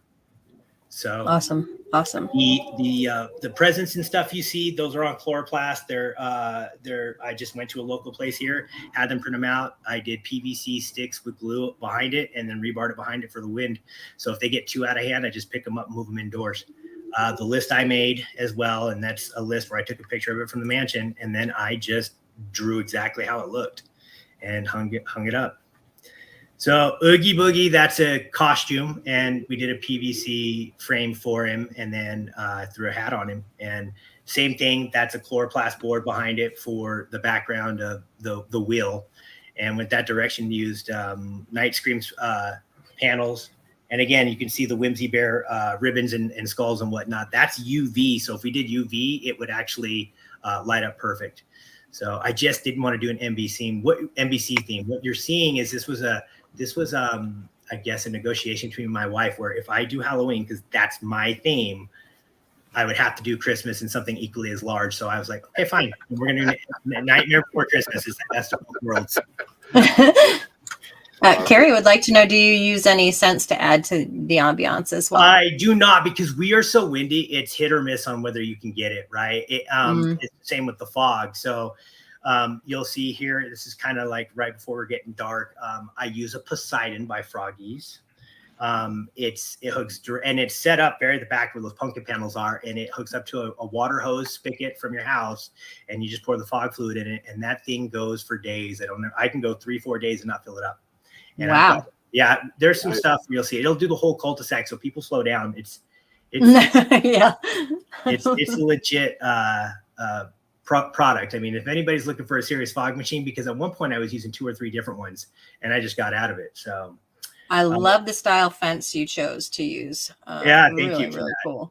I appreciate that. And now you're seeing, this is why I haven't finished the whole house in the facade setup, because we use the 3-car garage setup for that digital mapping that we talked about where we project on it. And Mhm. believe it or not, next to that green skeleton, there's a box that projects everything I need. So it's interactive. It does everything. It runs the show. I obviously blacked out the third car garage so we could have the hitchhiking ghost actually moving when any people walk in to look at it. And obviously you can see all the pumpkins and stuff. Shout out to Toxic Effects, which I think you have one of those gifts there. We have a ton of Blake's pumpkins. So Excellent. Yep. We love you, Blake. yep. And then we've got Ghost Ride pumpkins. A lot of the pumpkins you see are from Ghost Ride as well. So, and then there's another Beastcraft you're seeing right there to the right. My daughter, who is 4, calls her Martha. She moves. So, and then you've got a DC props in there. That was one of the very first props I ever got where I realized we're done with the store-bought props. So, and he's electric as well. So, and that's kind of where it went, man. And those are your hitchhiking ghosts. Obviously, you see the chain fence there to kind of block people from coming in. And you can see what I did was I framed out this scenario when I first started it up to where we could, believe it or not, that my gym's in there. So right behind is a big gym setup. And we just framed around it and then put the panels in and closed it up. So you're kind of seeing it where there's an opening in the back. Very I'll cool. close that up and bag it off so people can't see in there. And it's motion censored as well. So when you walk up, they start doing their magic with lifting their hats and leaning over and moving their thumbs. Sweet. Yeah. Sweet. Oh, Yeah. There's the Poseidon doing its job. Nice. And Woo, you'll see I actually, gorgeous. yeah. So you'll see I actually, what is that, Nightmare Factory? Or they have the worst reputation, but I took a shot and I talked to the guy and I got one of his props. So, and then you'll see I've got some distortions in there, some Beastcrafts. You can just see it's legit. That stuff will. Man, that fog is gorgeous. You're killing me with that fog. You gotta Beautiful. get the stuff, man. It's the way it goes, dude. It's the only way to go with that. So, and then this will give you an idea of during the Pennywise event how it looks in the house. This was when we had a bunch of people there, obviously, and the house was just interactive. This was during Pennywise, so you could see what was going on with it. yeah. Wow. See, I can't do that. I'm so jealous. Well, the thing is now we're discussing how do you interact the lighting with the digital mapping, and I'm like, that's a whole nother animal. I'm not just there yet. It's to what Adam said. I like to run it to where I don't have to mess with it, right? And that's the problem when you start interacting with lights and things of that nature, trying to set it up to trigger with that. You're just adding more technology, which means you're gonna probably run into some more bugs before you work it out. I'm just not there yet. Not ready to deal with it. Yeah, Amazing. but even if it wasn't like crystal clear, it would still look cool at my house. So they'd be like, whatever, dude. Yeah, I mean, that's the biggest thing. The show is what entertains everybody, and then the small walkthrough setup goes to there. We have people who try to go into our house. In fact, last year we had somebody open the door. It was the most polite set of teenagers we ever had. I was sitting there with my wife and kids, and we heard our front door open. And I'm like, what is that noise? And it's this teenage boy with his girlfriend. We had a sign that says, take your shoes off when you walk in the house. They took their shoes off. And I'm like, okay, if you think this is part of the walkthrough, who takes their shoes off for a haunt? And I walk in towards them because in the entrance, we have this big mansion themed room. And the guy's like, oh, I'm sorry, this isn't part of the haunt. I'm like, nope, you're in our house. Whoa. I'm impressed that they read it and they followed instructions. And that's why I thought it was the most polite trespasser I had ever met. And he was so scared. And then I noticed he had a cup in his hand. I'm like, what's in your cup, bud? And he goes, oh, I'm holding it for my mom. It's alcohol. And I'm like, oh, you're holding it for your mom. Well, let me see that. He goes, it's cool. She's out front. I'm going to go. It was probably the only time in all the years we were in our home haunt stuff where somebody actually decided to take a different turn and walk through the front door. I swear, if you leave 1 inch open, someone will figure out a way to get through this 1 inch. Like it's crazy. It is crazy. It's like whatever you think won't happen, it happens. Oh yeah. Mm-hmm. Yep. Awesome. Well, thank you, Sam. Absolutely. Amazing haunt, man. Love it. And yes, thank you. Keep up the good work. Thanks. All right. Let's move over. You too, Amber. Oh, yes. If you're married, y'all got to have spouses that support it, right? Oh, yes. That's right. Yeah. Sorry, Deoblo. We love you, Mama. It's an obsession, so you got to make sure the spouse is on board or we got issues. No one told me that shit before I started. This is I made this for West Coast Hunters Convention. The 13th floor, that the people who stay up there get to decorate their own rooms, and so the landing is where the elevators unload people. This is where this was set up. Oh, sweet. And Very cool. yeah, it's all foam and the wallpaper and some, and those are milk jug skulls. That was before I discovered Nightmare Makers, and I had trouble finding the something for the floor indicator. I couldn't find anything that it wanted, and so I found that's actually a potting plant, the little rubber mats you put down to put potted plants on. And I just painted that, glued that up there. And this is the most painful prop I ever made, because that's all glued on there, hot glued. And that's tedious, dude. Yeah, and I have to redo it because it's kind of falling apart, so I have to redo it. But yeah, it's mostly poker chips. So I went and hit every Goodwill I could in the probably 50-mile radius here of getting poker chips. And yeah, but yeah, it was a real pain. But it's just a chicken wire. I put it over, and I think I'm going to change it out and make a foam, make a solid piece, make it easier to store. Oh, I bet is it a little wobbly because of the chicken wire? Is that what it is? It does move, yeah, which is fine. I thought it'd be easier to move, but it's just the stuff starts falling off it, and with foam I can secure it better. But yeah, that's my pirate scene, and with the that's the sign again. That's Stephanie made for me. Now, Keith, what's behind? Is that the ship that you were talking about? That's the ship, yeah. See, the whole point to me with the ship was try and hide the house, because I hate seeing the house behind it.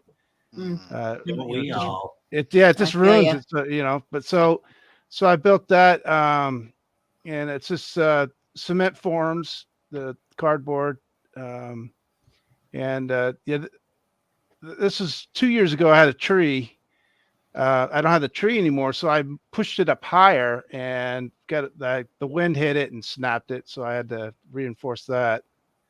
But I don't stick anything in the ground. I get cement pavers and counterweight it, because I don't want to dig into the ground or have to pull those things out of the ground. So I just use cement pavers and with L brackets. That seems to do the job with stuff. That's pretty clever. Yeah. Is this your front yard, or where is this? This is the front yard. So yeah. You have grass there? I'm only asking. No. Every time I put out there, the grass is dead by the time the season's over. No, when I moved in, I got rid of the grass. It's a tiny little thing, but the grass is a hell of a lot too much trouble. Yeah. Well, especially hunter, dude, because I've noticed you just destroy the grass during these seasons. My first walkthrough, I told my wife, I told her to grow back, and the next year came, and we literally, the whole yard was dirt, and she's like, "You're never doing it again." I thought it'd grow back. I didn't. Yeah. It don't. Will. But this is my the Canon. I made him with I used paper clay. I had some left over, so I just covered them in that, so it gave him kind of a burnt look, and it's starting to peel off now. So the white's starting to flick through, so it kind of looks cool like that. Yeah, a little bit of the bone from underneath the charred remains peeking out. Yeah. And that's the Canon I made, is just another cement form with great stuff, and eventually I want to make it where it works. Put a fog machine in there and sound. Oh, for a second there, I was like, "Oh, he's going to make a full working Canon." That's tempting, but I need air for that. Right. What's the paper clay recipe? I know Jay Olson. It's just newspaper. does. It mixed does a in, nice and I blend. don't remember. I bought a mix at a art store, and I was making a lamp pumpkin, and it was a round ball, so I was just covering it with that. And it's easy to, but the problem is it's not the water eventually will affect it if you have it outside. Oh, So yeah. Keith, there, Look there up, was a question. look up Jay Olson. He has a paper mache group, and he makes a clay that's literally like waterproof. He like makes like he'll make up a recipe and throw it in his sink or throw it in the tub and let it sit there and make sure. I mean, he made me a pumpkin, man. That thing's been out in the weather for like 5 years now. Oh wow. Yeah. Yeah, I usually I covered it with urethane, but after a few years, it and this stuff, it was, it's the plastic underneath, it wasn't sticking to, so eventually it started popping off. Those eyes are just I think little wood dolls for that. Oh, okay. Very cool. Do you have to pull any of this out of weather? No, everything's going to sit out for a month or two. Nice. So it's got to handle the weather. Most of it's foam or some of it's clothing, which by the end of it's pretty moldy, but this adds to it. Absolutely. Authenticity. Samantha would like to know, what kind of lights did you use on the sails of the ship? Were they projection, like fire and ice type? I use fire and ice, yeah. Okay. And LED floods too. And this is a sign that another sign that Stephanie made for me. This is the first one she did for me. Unbelievable. Dude, that's yeah, she's amazing. I'm gonna try and commission her for something for next year. So that's carved, like, or painted or something. No, I'm not exactly sure how she does it. Some of it it's indented, but yeah, I'm not exactly sure of her technique. But she's done that with all kinds of characters, universal characters and stuff, and Cool. a lot of Stephen King stuff. That's legit, dude. And we'll never know. Some secrets can't get out. Yeah. And that's just my graveyard scene from a few years ago. The that's and that FX effect up in the window there, which always frustrates me because those are so easy to do, and that's what everybody loves. They all look up at the window and it's like, look at the props. Incredible. And can you zoom in on that skeleton above the tombstone for me, Phil? Wow. How is he up there? He's actually, I do have a noose around him, but I used I used a wire because when the wind hits, the storms hit, he's going to be flying all over the place. I bet that looks kind of cool when that happens. Yeah. I used to drive home, and when I do work, it always made me think of work. So that's my taste. So, Tyler would like to know, what's your favorite part of your display, Keith? My favorite. Mm-hmm. I don't know if I have a favorite. Or Karen, sorry, Karen. It's usually the latest thing I'm working on. Yeah, I think that's true for all of us. Because you keep feeling like you're doing something better. Yeah. Yeah. This is the one year I did Carnival. I wanted to get some color, and most of that I've now donated down to the Nightmare Factory because they have a large clown section. Mm-hmm. That was just a spider I used to put up on the roof, and so I just covered them with lights to kind of make them fit in a little bit. And of course, Froggy's Fog. Of course. I got to go back to this photo because I just wanted to point out I love this guy in the background back here. He's so cool. The horse, the rider. Yeah. Mm-hmm. Yeah. I'm gonna put another rider on him this year for my theme this year. That's right, because you're doing like the medieval times. Medieval, yeah. Yep. Yeah, I did not even notice that guy. He is badass. Yeah. So any big plans for this year other than for the medieval times? That's mostly it. Yeah, Actually, did you get to swamp creature too in here? All I got for this one. Unless I missed them. That's all I got. Oh, you may have, I sent it in sections, so you may have missed that section. Oh, Okay. got You it. didn't Got get it. Yeah, I had trouble sending it. It didn't like the large file, I think. But yeah, no. This year I'm just going to do that. I'm basically going to make a lot of skeletons. I'm doing like this guy here, and then I'll have the ground covered with the fallen, and I have to figure out how to make a bunch of arrows stuck in them, and corpsing, a lot of corpsing. Got to have your friends over to a corpsing party. That's what I did. Yeah. Dude, that's what I think. Yeah. Hey, Well, everybody. you doing anything? Yeah. If I was in your hood, man, provide pizza and booze, dude. I'm there all day long. Everybody had heat guns and paint. Yeah. Hey, I'll get like 20 skeletons, but I get to keep them. But you can corpse them, and I'll feed you and drink the beer. Yeah. Yeah. Say no, you can't leave them. Them are mine. Yep. Using plastic bags and whatnot, and just melting them all over the framing of the skeleton, man. Right. That would be so fun. They should have a convention of just doing shit like that. I'd actually go to that. Just because I would too. Dude, I would too. Like that, they teach you all the basics on Just detail. have a convention of all the hunters just building shit. Just right there. Yeah. Dude, that would be it. I would do that all day. Yeah, I think we're onto something. Like boots, no one's selling anything. Just Connor's there being like, "Can you help me? I gotta make." We'll call it. What did you call it? DIYs. I mean, DIYs, DIYs. Yeah. Hey, now that we said that, I'm sure it's gonna come out. Watch. Hey, we had the idea first, right here. That's right. Making date conventions. Well, thank you, Keith. Can't wait to see what you come up with this year, man, and keep up the good work. Yeah, really looking forward to seeing that. Yeah. Awesome.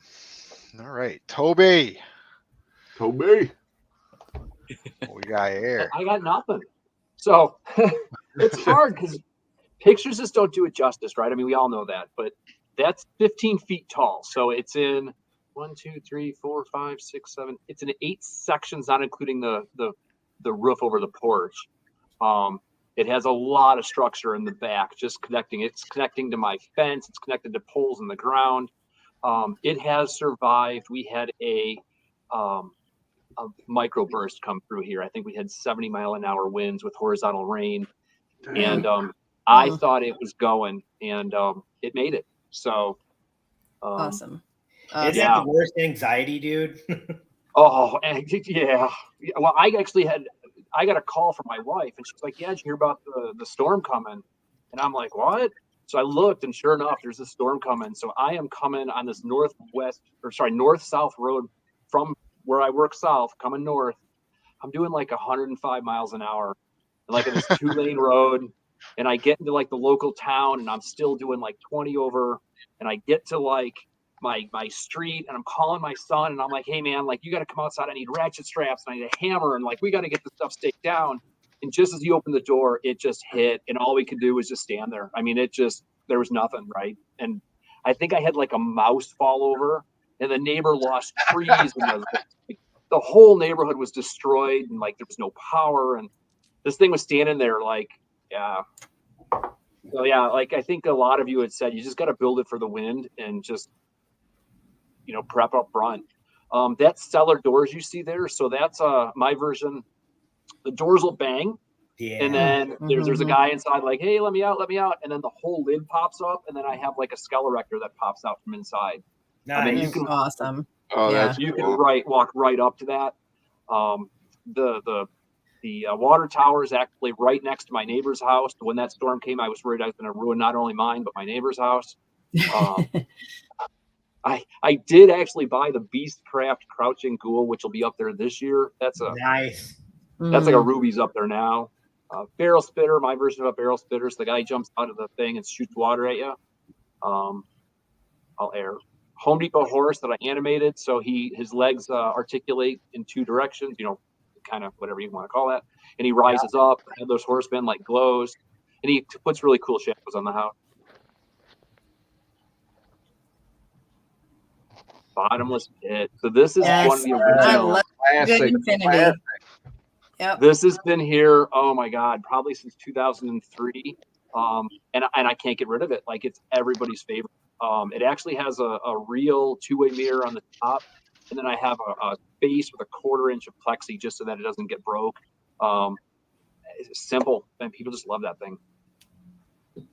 Absolutely gorgeous. That's like back in the day stuff, man.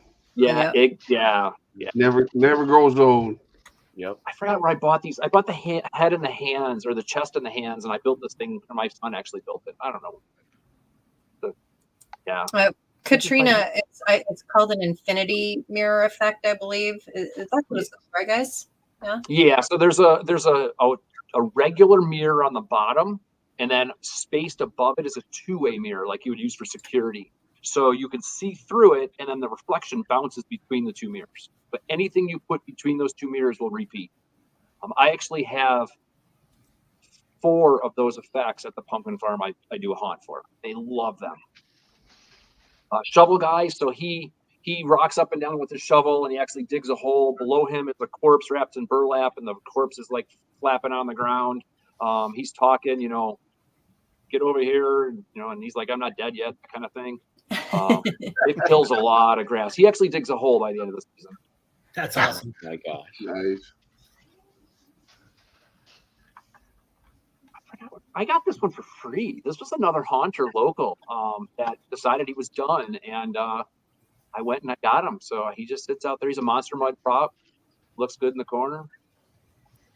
Man, I'm envious of you guys in your guys' areas. I see that stuff all the time on the Hunters Hangout, and here everywhere but where you live. Yeah. We don't get that. Like, I am like one of maybe 3 people that do this stuff. It's like, so nobody's giving anything away.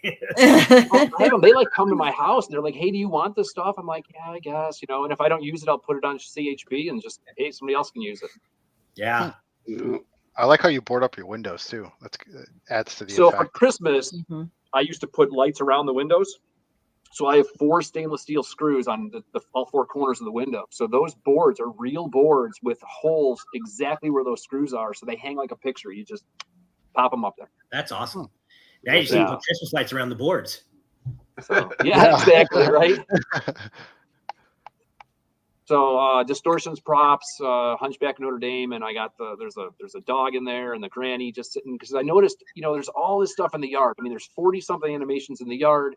There's actors. There's all this stuff, and people are squinting to see inside the house. Why is that, right? Yeah, so I'm like, let's embrace it. So I put a scene in there. I love it. Yeah, right. great idea. They see the boards. They're like, there's a reason why the boards are there, and then they look in there. Yeah, no, it's valid. It's like, hey, come look at this. So this is one of the dead guys that's in the mausoleum. I think it's a Gag Studios old prop, but he just sits there. And from Sunday, maybe not Sunday, maybe Monday through about Thursday, he just lays in the mausoleum. And then Friday, Saturday, and some Sunday nights, that's where he'll get replaced. There's 4 positions too, so there's 4 of them, and I'll have anywhere from 1 to 4 actors laying in there. Hey, that guy's badass right there. Yeah, I agree. Yeah, and then on top of the mausoleum is a poison props, the winged, I don't know what you want to call it, the winged reaper or whatever. So it rises up above your head, and so you're walking in the mausoleum, and you're looking up above you, and then you've got the actors right there. It's just fun. I can't remember. They're out of Arizona, I think. I don't know. The foam shrank, so it's kind of like all crooked, but it looks good that way. Oh, so this the foam. That's a foam tombstone, and you can see right down by her knees. She's not. That whole thing's not supposed to be leaning forward. It is, but I put it in the storage container, and I think it got really hot, and it kind of like warped down, and it looks good. Oh, hey, you can't even tell. I thought it was supposed to be like that. So that's pretty cool. You know what's funny is the distortion stuff will do the same thing if it's outside too much, like their tombstones and whatnot. And from the same scenario, what I learned was if you actually put a PVC pipe within the back of it and then rebar it down. It straightens it back up when it warms up. Huh. So if it Even gets stuff worse, like this, go in from the middle and drill it out. That's what I did with mine. even stuff like this, there's a piece, I have a wood block, like I channeled out and it's in the back, and then I have a fence post screw into the wood block. Because like all of you guys, I don't want to deal with the wind, right? I mean, Yeah. your stress level's so high, like, yeah. So this is a lot of my original stuff. 12-foot skeleton, he's just back there because he was back there. I honestly hate them if they're not moving. So that one actually will move. And this is a lot of the original. So those two zombies that are kind of sitting there, those are some of the original 1999 props. The haunted trees, my sons made those, and we went to it was Great Lake Fright Fest one year. That's early, but my wife says we can't get rid of the early stuff. So Sentimental, dude. It's the homage. Yeah. Listen, when you animate that 12-footer, you better put that video on YouTube so I can get some inspiration. So there are. So if you check out the video, I actually have two of them. So on the front parkway, public parkway, I have two animated skeletons. They move their arm, their head moves right, left, up, down, and their mouth moves, all pneumatic. I built them on like a cage. I built the frame. There's very little original pieces except for the bones, and they're on the cage, and the cage is high enough for a 6-foot average. And then Chicago Haunt Builders member So Scary actually created Grim Reaper cloaks for me. And the cloak all comes over, and then she's got magnets in the front. So while you're looking at one Reaper on one side of the driveway, talking to another Reaper on the other side, you can have an actor come busting out from underneath, and it is awesome. That's cool. Yeah. And then I actually sank concrete into the ground with eye bolts built in, so that I can ratchet strap those down again because of the wind. Yeah. Wow. Excellent. Yep. Don't tell the city. Yeah. So this is a quick prop I saw, and my kids and I built it. We tried to just make the half coffin look like it was broken. And if you don't need to zoom in, but you can look. Our idea of like random cut ended up being pretty consistent, because we're just not good at that stuff. Like my idea of random is like I pull out a thing and I mark it.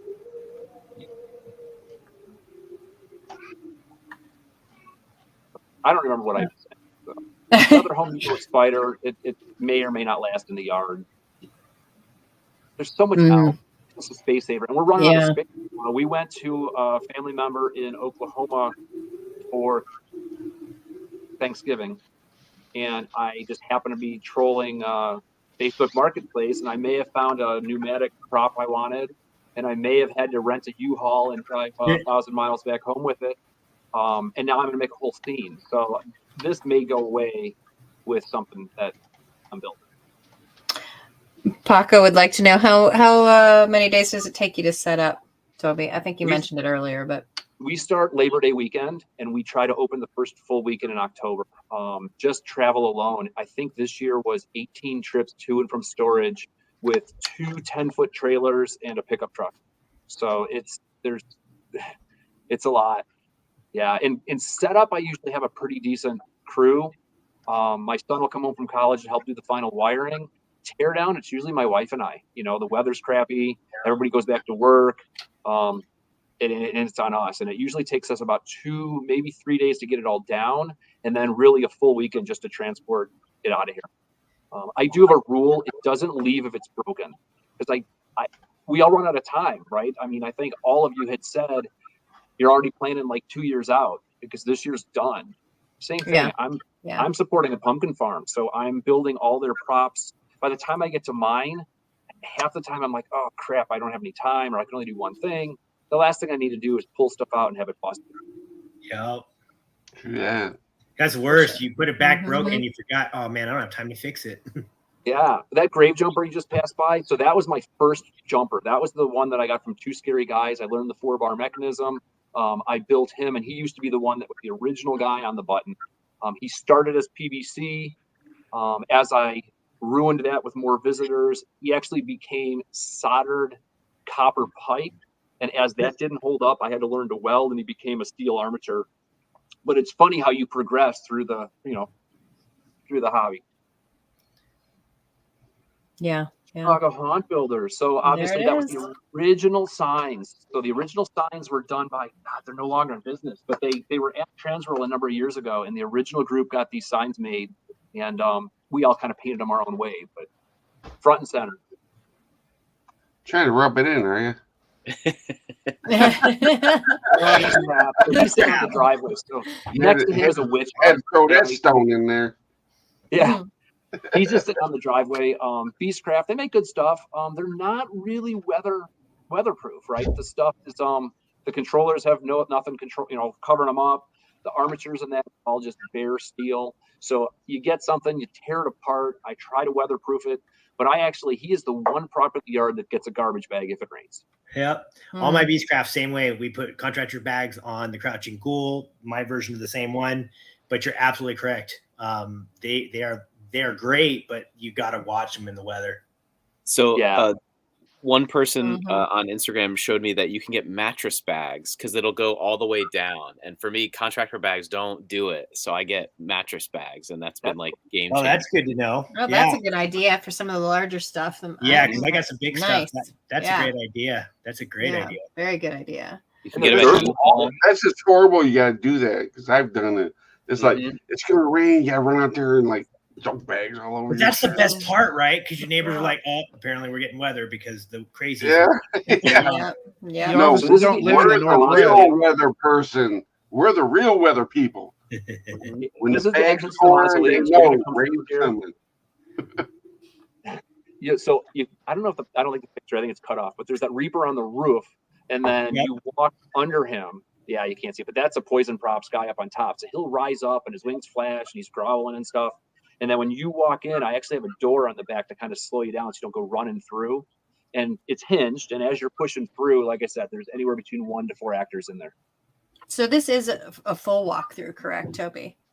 For the yard, yeah. So you'll go through, you can walk through the garage, you can walk through the yard, the side yard, all the way back down the public sidewalk, the driveway. It's kind of its own little track. Toby, is that there's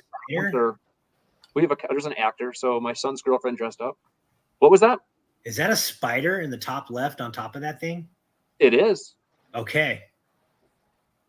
Interesting. It's one of these. Yeah. That's badass. As a matter of fact, it's right here. I told you, there's a pile of stuff here.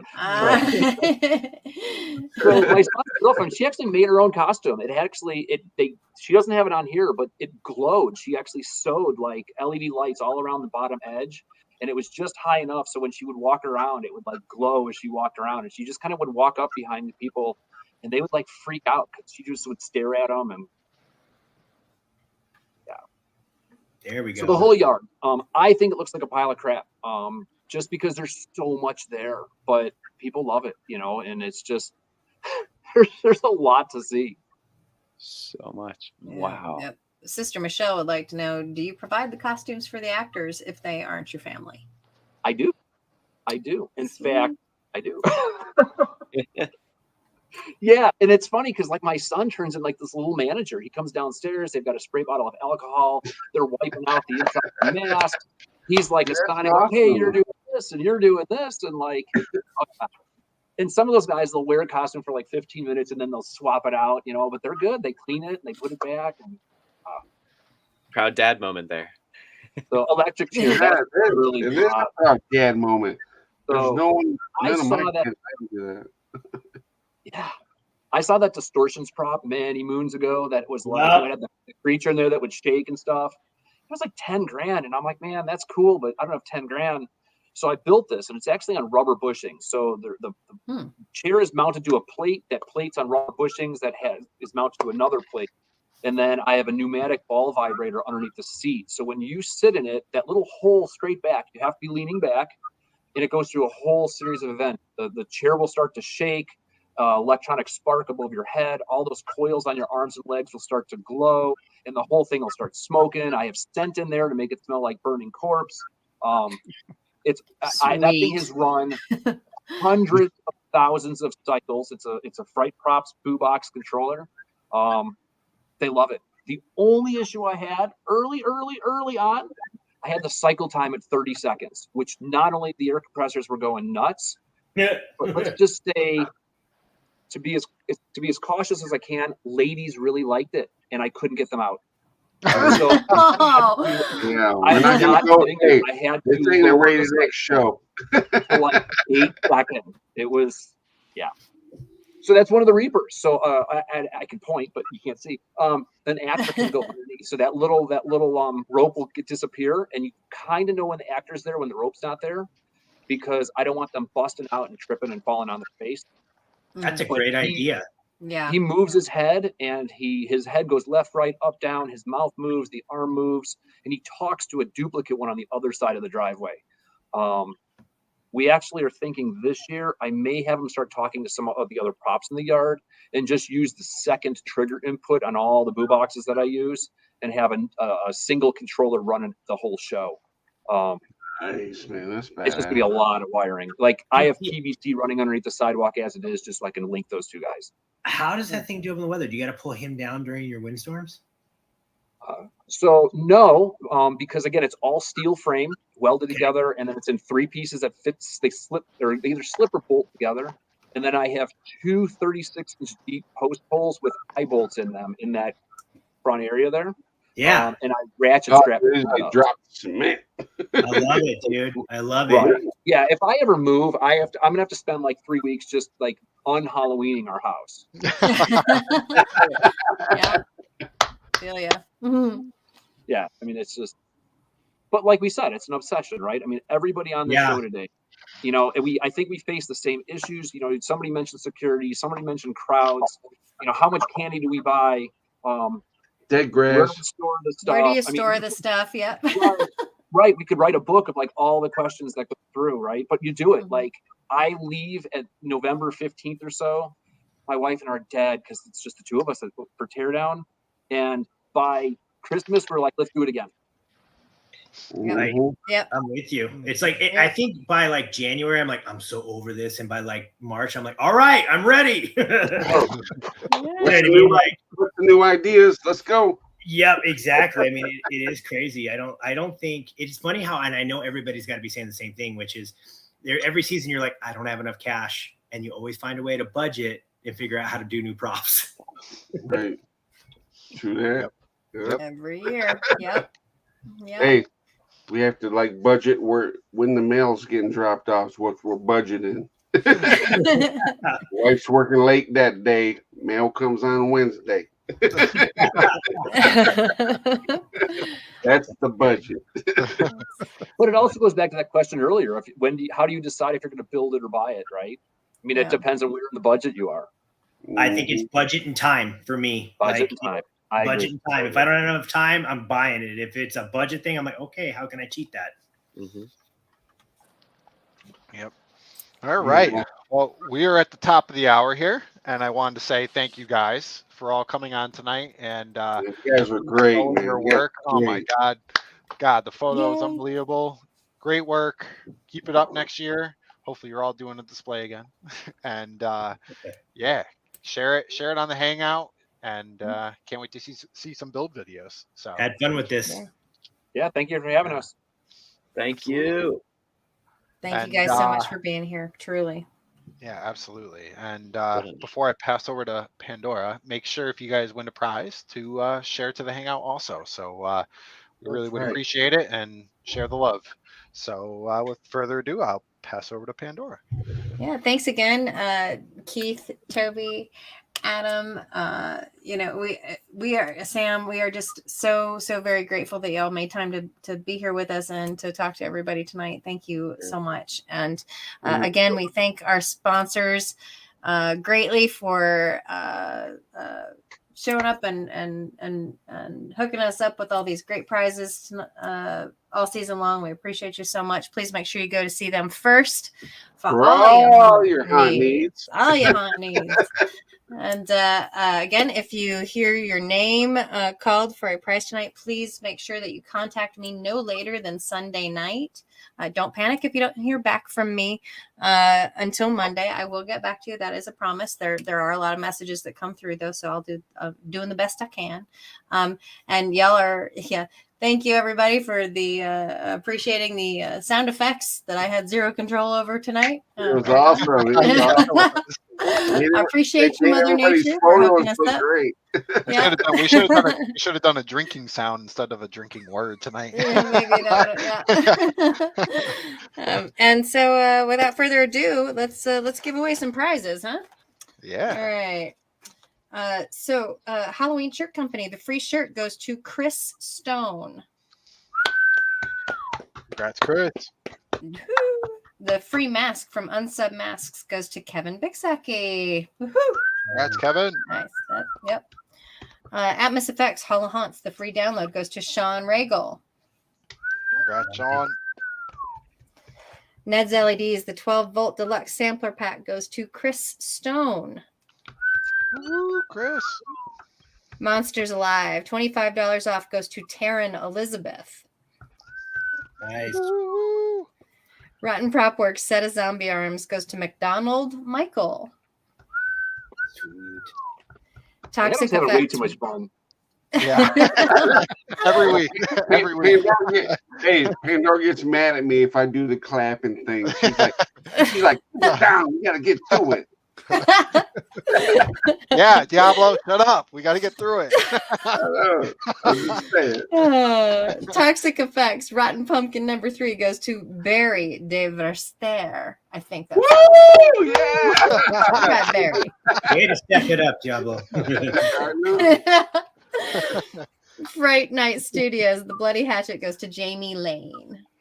I had to rebel one time, man. The Demon Lock from Cobwebs and Candlesticks goes to Christy Lynn Farrell. Congratulations, Christy. Nightmare Makers, One Unfinished Skull goes to Brianna Johnson. Congratulations, Brianna.